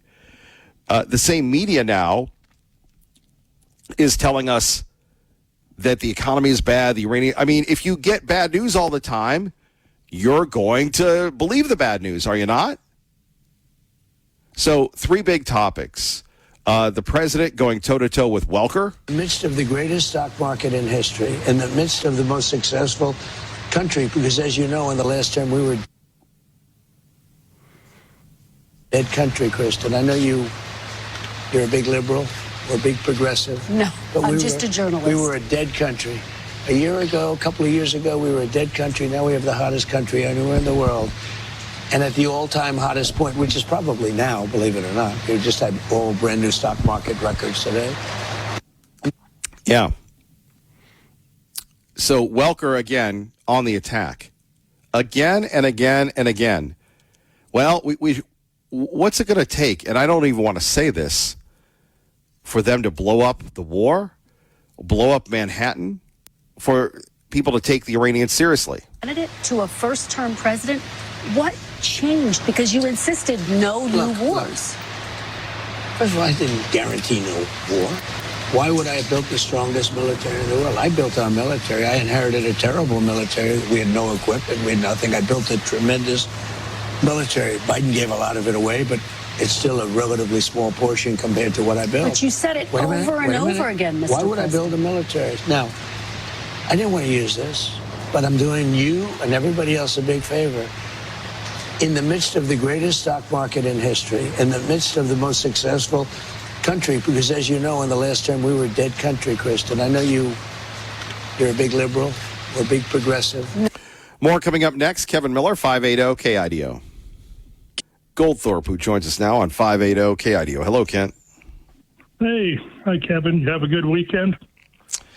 Well, I had an interesting, yeah, I did. I kind of rested, and I was, hyped up for my stress test, and then the scheduling snafu, and I'm halfway there, and then I come back, and, it's, you get doinked on the head a lot, but thank you for asking, and you?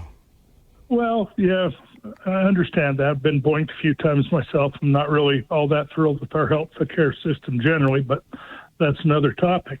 Hey, I just wanted to call in. I guess I'm known for not being really patient, maybe even having a temper. And Saturday when I heard about this fiasco with Pete Hegseth, it was just kind of one of those things that, like the straw that broke the camel's back for me.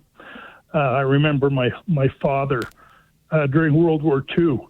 Afterwards, when I was born, he said, "Yeah, I had a hard time finding any more Mormons in the service because on my dog tags, all it said was, Protestant. You could have Catholic, you could have Jewish, and I don't know if you could have anything else at that time on your dog tag. So it was a little difficult for him to tie into his faith. One of my teachers in high school resigned his position as a teacher and joined the Navy and became the first naval LDS chaplain. There's tons of them now, and it's been very easy, especially since Vietnam, to tie into anybody's faith because of the lack of discrimination or bigotry on the part of the Pentagon. And then this happens. And, you and I have talked a couple of times before about my perception of Pete Hegseth and his Christian nationalist ties and his favorite pastor being Doug Wilson from Moscow, Idaho. And it's just playing out the way I was afraid that it was going to. And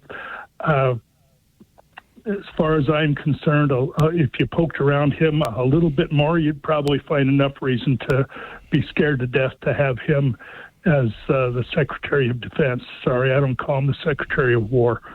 I'd love to see that guy selling insurance or something. That's all I'm going to say. Well, what do you mean? But I've heard it. What his pastor is from Idaho? Doug Wilson. Yes. I'd say Google it, but I'm sure you have, and I'm sure a lot of other people have. And it's really, really obvious. These are the guys that don't want women to vote. They don't want anyone to be able to hold public office that don't believe exactly the way they do in their evangelical Christian minds. I don't understand because, freedom of religion is supposed to be in this country anyway. Totally a guarantee by the Constitution. And now it's a big red star by one jerk in the Pentagon. What do you make of that, though? It's at the very least, it's an unforced error. Yeah, well, yeah, it was definitely not forced. This was totally something that he said, hey, at the very least, let's run this up the flagpole and see if the rest of the religious world puts up with it, and I hope they don't. Yeah, well, it's definitely something big in the West here. We'll see how it plays. I'm thinking you've got two wars going on, you've got funding going on, and this is what you choose to do. Yeah, and there are ways that the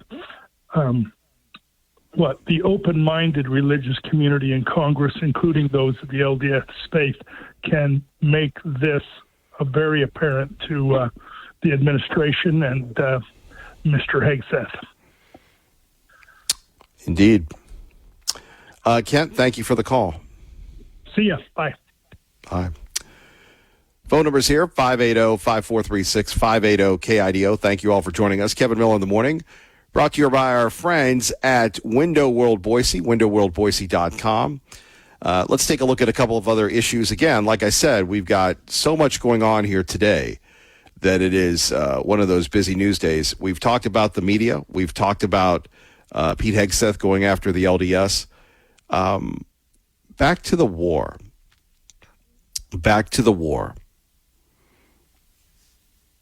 I could say, what are your thoughts on the war? Maybe generationally, you can cut it down the middle and say, this was unnecessary, but you elect people to lead. And that's the problem we have sometimes with leaders. We don't like their decisions, but that's why we elect representatives. That's why we elect congresspeople. That's why we elect senators, because they are supposed to represent us. And instead of representing us, sometimes they will do things that we disagree with. Then you could vote them out. Or if you're very powerful, like Senator Jim Guthrie, you can't be voted out because you have a lot of resources behind you and your constituents believe in what you're advocating.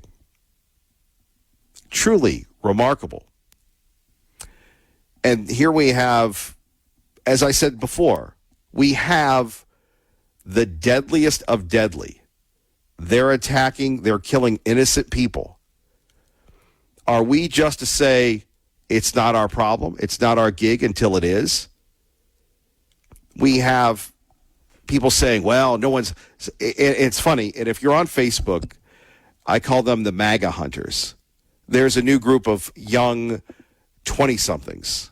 Like, I'm not even talking 25, 26. I'm talking 21, 22.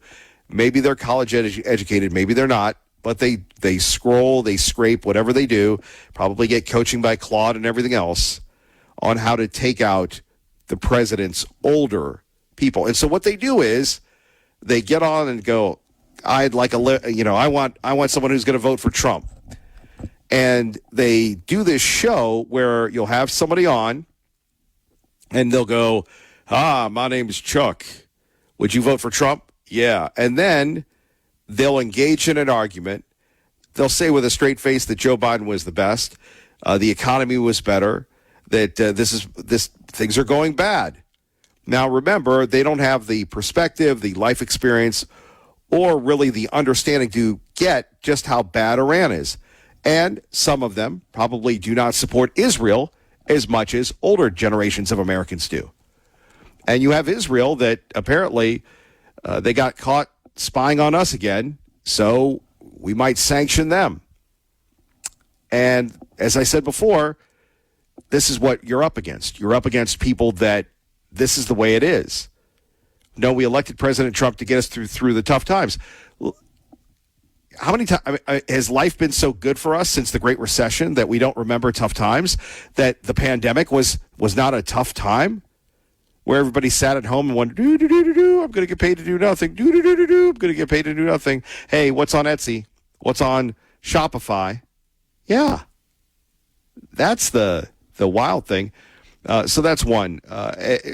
Again, you have people that, it's like, hey, I want to buy this. No. Hey, I want to buy this. No. The Iranians aren't buying it. You can't bribe them because what we did was Trump can't charm them. They hate us. For over 50 years, they've been taught to hate us. We killed their great leader. We killed Soleimani. We've killed the other guy, but apparently he's still alive or he's hiding in a cave.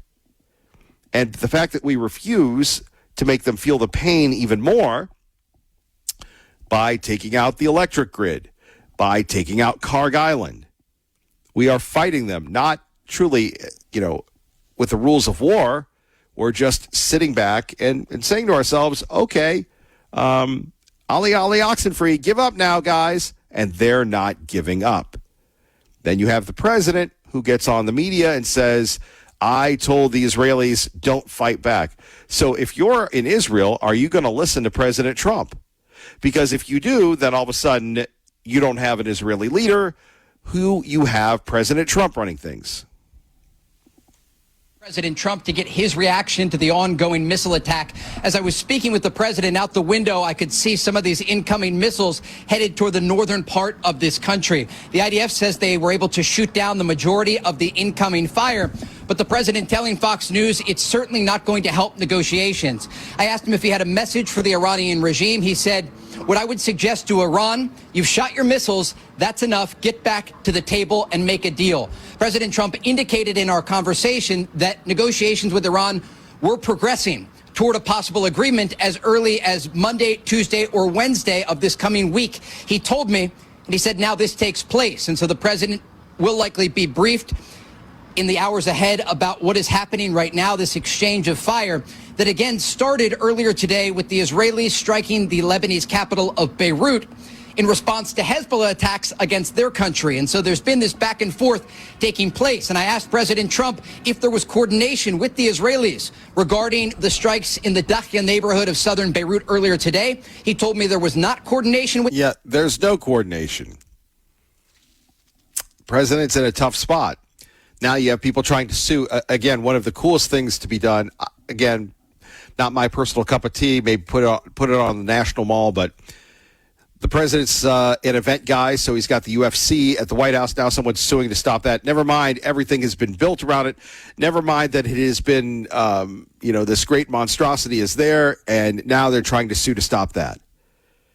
And these are tough times. You don't think that Eisenhower faced tough times? Truman? Roosevelt? Lincoln? We need to rally. The key thing is, it's tough to rally when you've got Pete Hegseth going after the LDS, when you have the high prices, when you have everything else. The president just needs to speak to the people. That's what he needs to do. Not through Kristen Welker, not through Sean, not through anybody. He needs to just address the nation. Because in his heart, unlike Barack Obama, unlike Joe Biden, and Bill Clinton, the president believes what he's doing. He's not doing, if the president really wanted to, sell out, it would be very simple. All he would have to do would be, okay, it's great, it's wonderful, we're just going to let it roll. We're going to let the mullah, here's $12 billion of the $24 billion that we've frozen.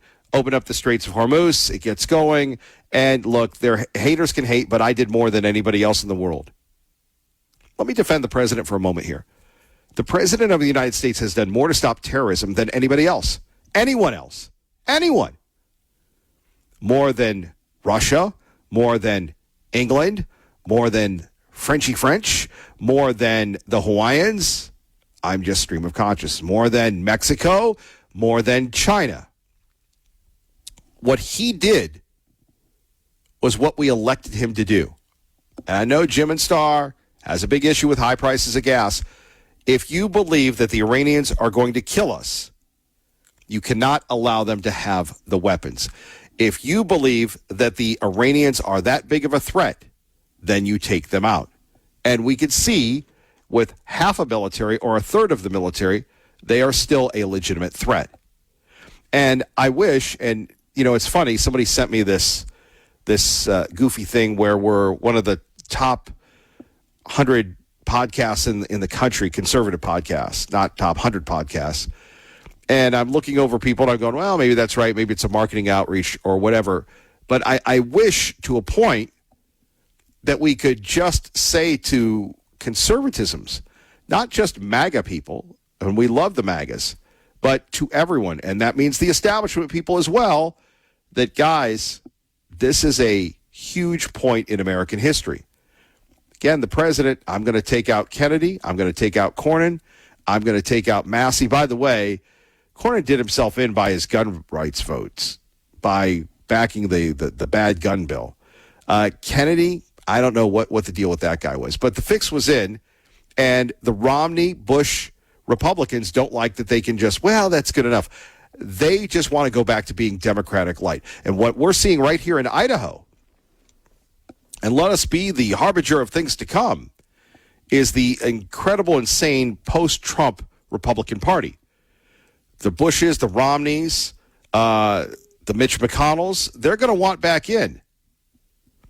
Donald Trump, like the UFC, he's his own brand. Is that going to be J.D. Vance? Is that going to be Marco Rubio?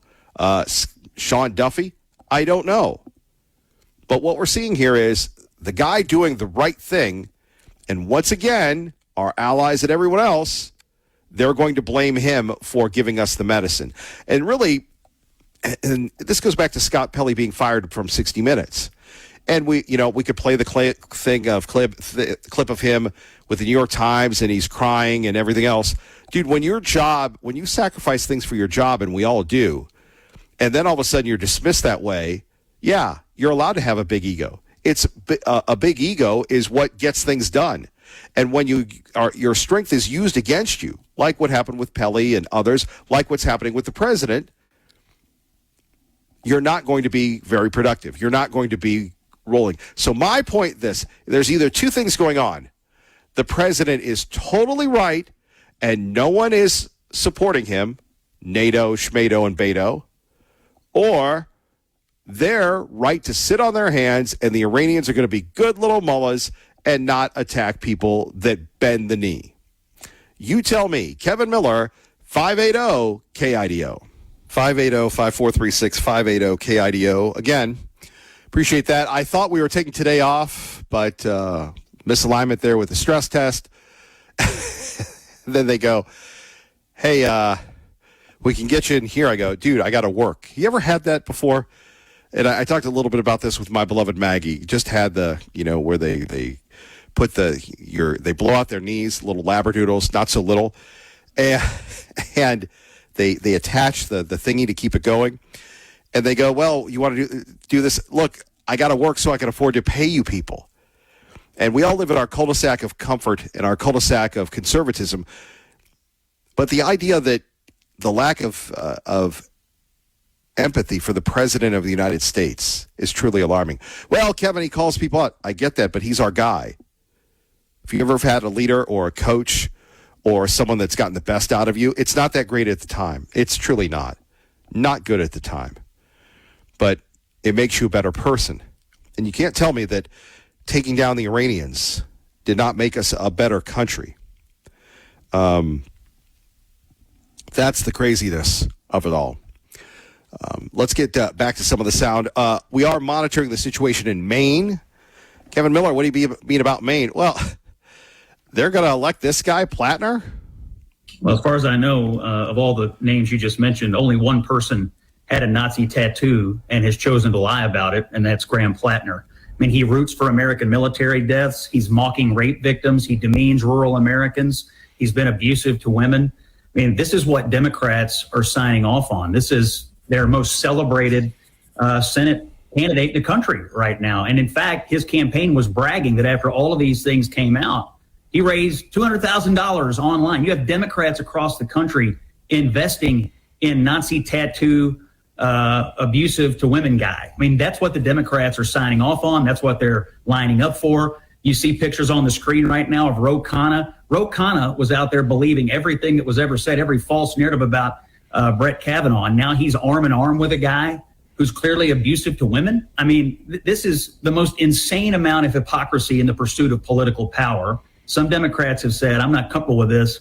I suspect a few more will come. They had a perfectly viable candidate up there in Janet Mills, but they decided to go with this, scumbag, fake oyster farmer, Nazi tattoo guy instead. It's crazy. No, I'm not licking my chops at this. I'm weeping. We need a Democratic Party that can stand up to people like this, not promote them. Chuck. Tea Party Bob joins us now at 580-KIDO. Hello. Well, good morning, Mr. Miller. How are you? Hope you had a good weekend. No, I've had a horrible day. Well, I'm sorry. I'm sorry to hear that. You know, when people say, people say, "Hey, I hope you had a good day." So, 580 was off. We get it back on. We're supposed to be mellow, and you know how personal we take everything. I got a stress test. I'm going to go to get the stress test. So Bo does all this extra work. They call me as I'm halfway there. Oh, whoopsie doopsie. Okay. This is the first time you can get a hold of me. Well, you know, and again, these things happen. But my whole thing is we live in our cul-de-sac of comfort, and I'm thinking, well, we can get you in here. I go, hey, I don't know about you, but for me, scheduling is a challenge.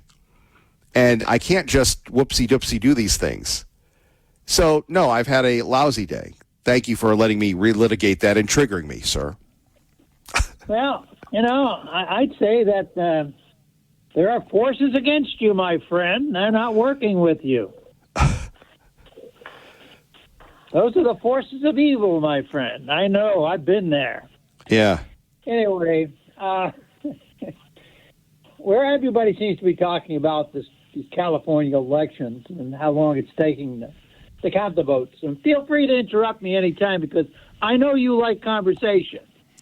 Let's just consider you being Kristen Welker and I'm the president. How about that? Yeah, well, you can get up and leave anytime you want. Okay, Welker. You're not going to bother me. You know, let's face it. We all know that there are people on the voter roll. See, there you go. Trying to rule me out.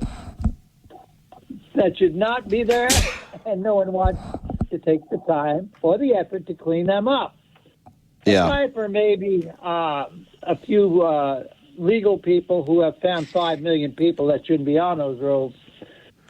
So, if anyone thinks that cheating is going to stop without instituting some hard, fast rules about presenting proper identification and at the polls and ceasing the proliferation of mail-in voting, they're whistling Dixie past the graveyard. You know, the polls are in, and there is huge support for the SAVE Act. We hear it all the time from both Republicans and Democrats, yet Senate Leader John Thune doesn't want to hold a vote because he doesn't believe he has the votes to pass it. But John Thune is a rhino from the beginning to end, and that's about all I have to say about him. Last week I talked about how social media is influencing our election process using some sound bites on the social media platforms. So anyone who thinks this is not happening needs to do some real research because it is happening right now. You know, we hear that the polls from both Republicans and Democrats are heavily in favor of passing this act. However, go to Google and type in, what do the polls say about the SAVE Act? The answer is, and I quote, polls show that support for the SAVE Act declines as Americans learn more about it, and the initial support is dropping 11 points. After exposure to these messages, people change their minds about how they feel. But if you ask the question in a different way, how much support is there for the SAVE Act according to the latest national polls, the answer is very different. And it says 71% of Americans support the Save America Act, including 69% of independents and half of the rank-and-file Democrats. So, additionally, 81% favor requiring voter ID with strong backing from both Republicans and Democrats. So, like I said, if anyone thinks for a minute that the social media is not playing an important role in political arena in America, I say wake up. You know, we are being undermined constantly by these platforms. And if you want to fix the elections, we need to revisit who and how these platforms are regulated. Because Section 230 of the Communications Decency Act does not do the job, and in fact provides immunity. Yeah, but wait a minute. The social media is not even regulated by the government. There are no guidelines. Like for broadcast, we're regulated by the government, but those people are not. You're absolutely right. Why not? We all know. Because they don't have a license. They don't have a transmitter. They just have a laptop. So you have people that swear. You have people that are slanderous. You have people that are responsible. You have people that this is their go-to. Sadly. Right. So if you don't change this and put them under FCC rules, nothing's going to change, and they're going to continue to be the influencing factor. I don't know if that's even possible because there's just so many of them. Hey, listen, anything is possible, but you have to have the willpower to do it. You know, we all know what happened when the Biden administration, they took these platforms and they used them to influence government agencies. And while the government may not currently be involved, they need to get back involved because but you know what the problem is? Do you know what the problem is? My little Buckaroo breakfast. Are you coming in for the Buckaroo breakfast next week? What day is it? Monday and Tuesday. I love how people let me know when it is. I let them know again and again, as much as I say 580 KIDO, and now he's looking at his planner right now. You know, this is an important program here. You're saying the 15th and the 16th, right? Monday and Tuesday of next week. All right, I'll try and be there on Monday. We'll see how it works out for me, but I'm a busy guy, you know. So my point being, I love you, brother. So I'll be there. I love you because we have Denny who he wants to meet you, and you know it's not about me.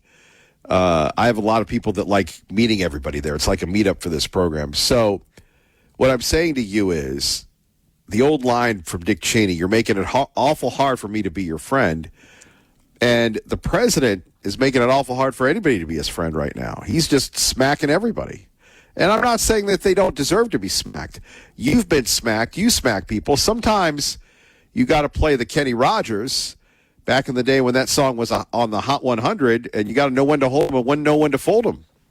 Yeah, that's something I do know. That's why I'm such a stubborn son of a gun.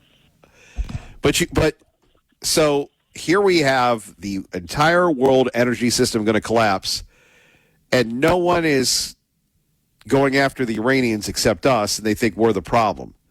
Where's the logic there? Because they hate the president, they hate America? Okay, I guess now we know how they really feel about us. Or do they believe that, this is no big deal? It's either one or the other. Well, how do you solve that problem? I'm not the president. I'm not the guy that, told them all to stick it. And he did. Well, and I'm not saying he's wrong for doing that. Look, it's kind of like this. You ever burn a bridge? I've burned a lot of bridges. And it makes you feel good. The old bridge burner. It makes you feel good, and you're right, and it's wonderful. But after you burn the bridge, and then you go back to the person you burned, they're not really likely to help you anymore. Can I give you one real quick? Let me give you one real quick. Give me two already. The situation that reminds me, this station reminds me most of is Raleigh, both the city of trees.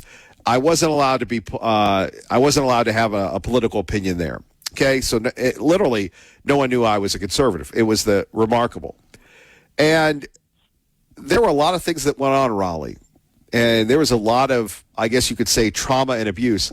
And when I left, I burned it down. And even though they've brought back Schmick and Bick and Lick, they've never brought me back. Not that I'm looking to go back there, but I burned that bridge. And that's what the president has done with a lot of these people. Now, Cornyn, Schmornin, and Bornin, they probably deserved it. But there's a rule for that. They call it playing the long game.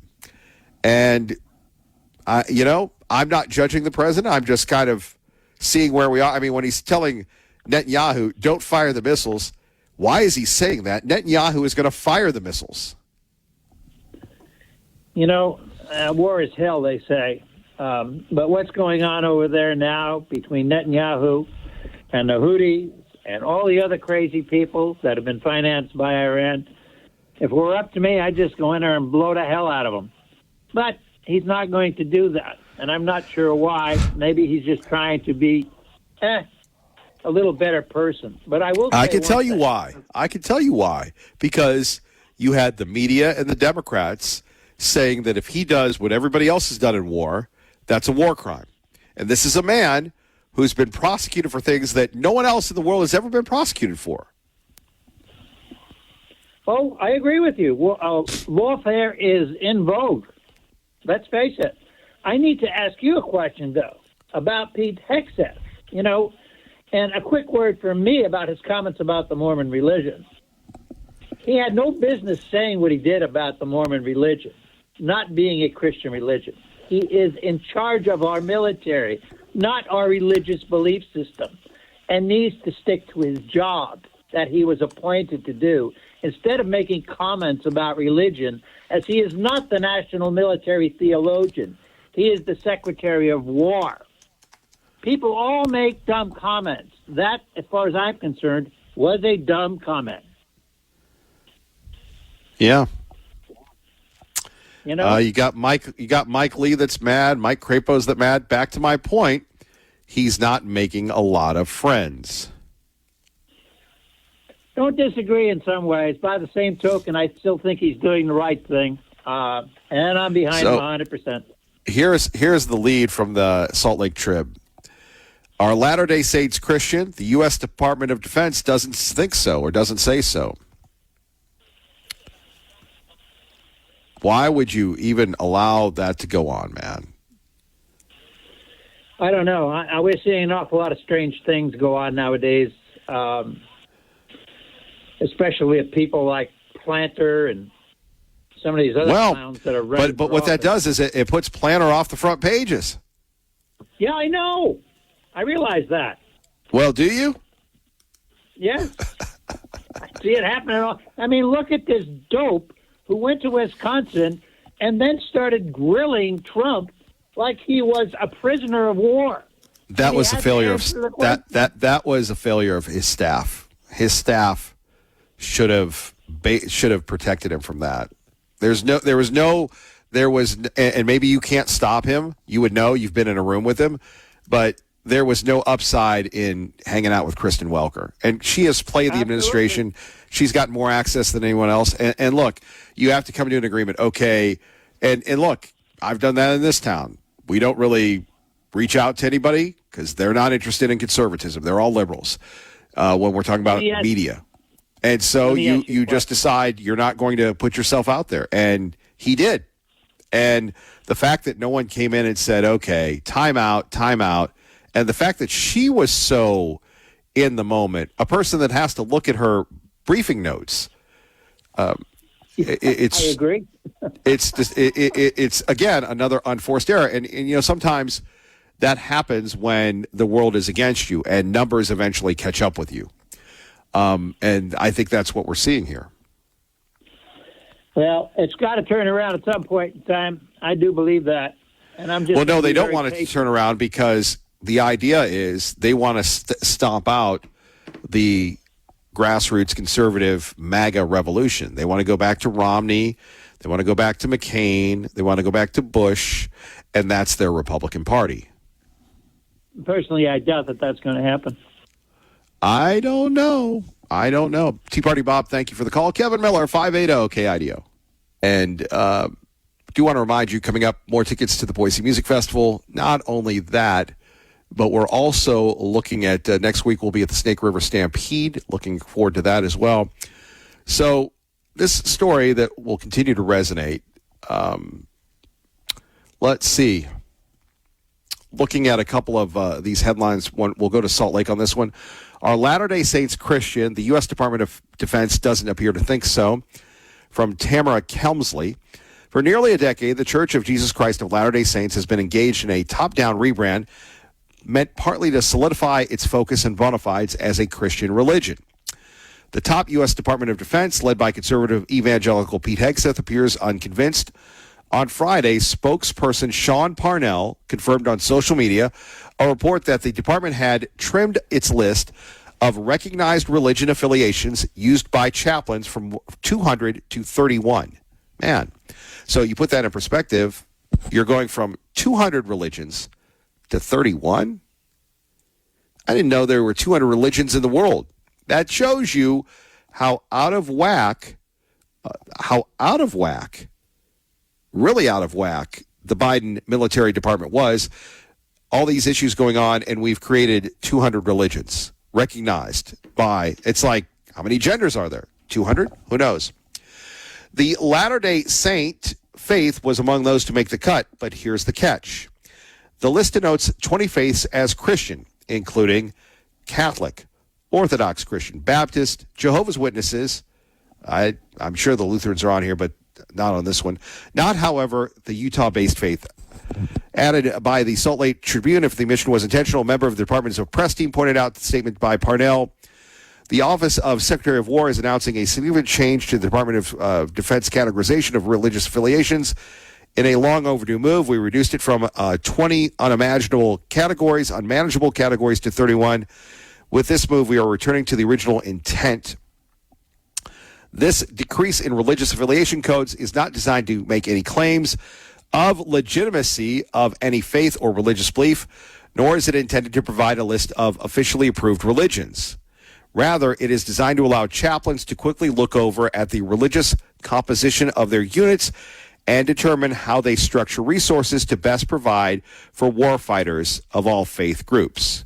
However, an accompanying video by Hegseth seems to suggest the change wasn't entirely one streamlining bureaucracy. Here's what Pete says. Maybe we can get this clip before the end of the program. In previous administrations, our chaplain corps was infetched by political correctness and secular humanism, he said. Faith and virtue were traded for self-help and self-care. We started correcting that drift in November and December, and today we're going further. So there we have it. It reads, let's see, asked if the church planned to respond. A spokesman said, Latter-day Saints believe God sent his son, Jesus Christ, to save all of mankind from death and individual sins. Jesus Christ is central to the lives of church members. So now you have Mike Lee and John Curtis, both of Utah, took to social media condemning the snub, with Curtis saying he's working now to ensure the correction is made. Military.com says of those that were eliminated, Unitarian, Universalist, various Wiccans, Deists, Atheists, and others, according to military.com. Pretty wild when you think about Pete Hegseth at 580-5436-580-KIDO making this announcement. Now, are we glad that we trimmed it from however many to however many? Yes. But, Pete, what are you thinking? What are you thinking when we're talking about chaplains and the military and everything else? Especially when you've got people that are going, well, what do you mean? It's already a triggering topic, if you will. Senator Mike Lee, very upset about this. We'll hear from him in a minute. We're trying to find Pete Hegseth's comments, if you will. But pretty wild stuff when you're thinking about it. Do we have this? Let's go to Mike Lee. The government recognized the faith of the men and women who serve in uniform and stand ready, willing, and able to die at any moment as they serve our country in times of war. For that very reason, I think it's very unfortunate that the Pentagon has chosen to identify basically every faith group in America that professes faith in Jesus Christ as Christian, with one exception. That is those belonging to the Church of Jesus Christ of Latter-day Saints. I find this offensive, not just because that happens to be my faith, but not just because it happens to be the faith of tens of thousands of U.S. military personnel. Yeah, so you're serving in the military and you get this, as if you don't have enough things to deal with. Are you kidding me? Well, we'll talk more about that with Pete Hegseth when we find that clip. But at 580-5436-580-KIDO, all you're doing is upsetting people when you need allies and friends and people in the military more than ever. To any sense of decency, any sense of our common heritage and our common belief that the government needs to not weigh in on doctrinal disputes between various religious denominations. And so I respectfully am imploring people at the Pentagon to reconsider this. Not just reconsider it, but undo it. Secretary Hegseth, tear down that wall. This is not cool. Get rid of it. Get rid of it now. Thank you. Man, you could hear the anger in his voice. You could hear the anger in Kent Goldthorpe's voice earlier today. This story will continue to resonate. Now, it will be interesting to see with the Welker interview, with the Iranian war going on. I think there's something going on with Ukraine, the budget, the midterms, and everything else if this gets on the president's radar. Remember, Mike Lee, powerful dude. Mike Crapo, powerful dude. If we have any stroke in the area, that's what's going to happen. And we'll continue to monitor that situation. I'm sure Clay and Buck will be all over Kristen Welker and her disrespect of the president.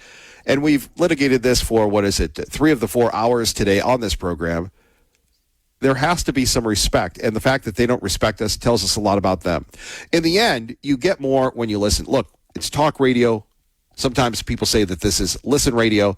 It's crazy when you think about it, but there's always the tell. And we've seen this once again. And you're going to have people going, well, she's a victim. No, she's not a victim. She knew exactly what she was doing. Now, to me, the bottom line here is, and online now they're going back and forth on this. Now they're debating the Trinity and everything else. Pretty wild. Pretty wild when you're thinking about this. But they disrespect us. So how do we win them over? That's why we elect the president. That's why we elect our congressional delegation. And that's why we continue to believe in the right message. You know, the deal is, if you're having a rough day, and if you're not, God bless you. Thank the Lord for every blessing you have. As we get older, our time gets a little shorter and shorter, and we never realize what we have until it's gone. Don't make that mistake. Thank someone today, even someone who's being very difficult. Tell them that you love them, and we love you. God bless. Keep the faith. And thank you very much for listening. Challenging day today, but we all got through it together. Thank you.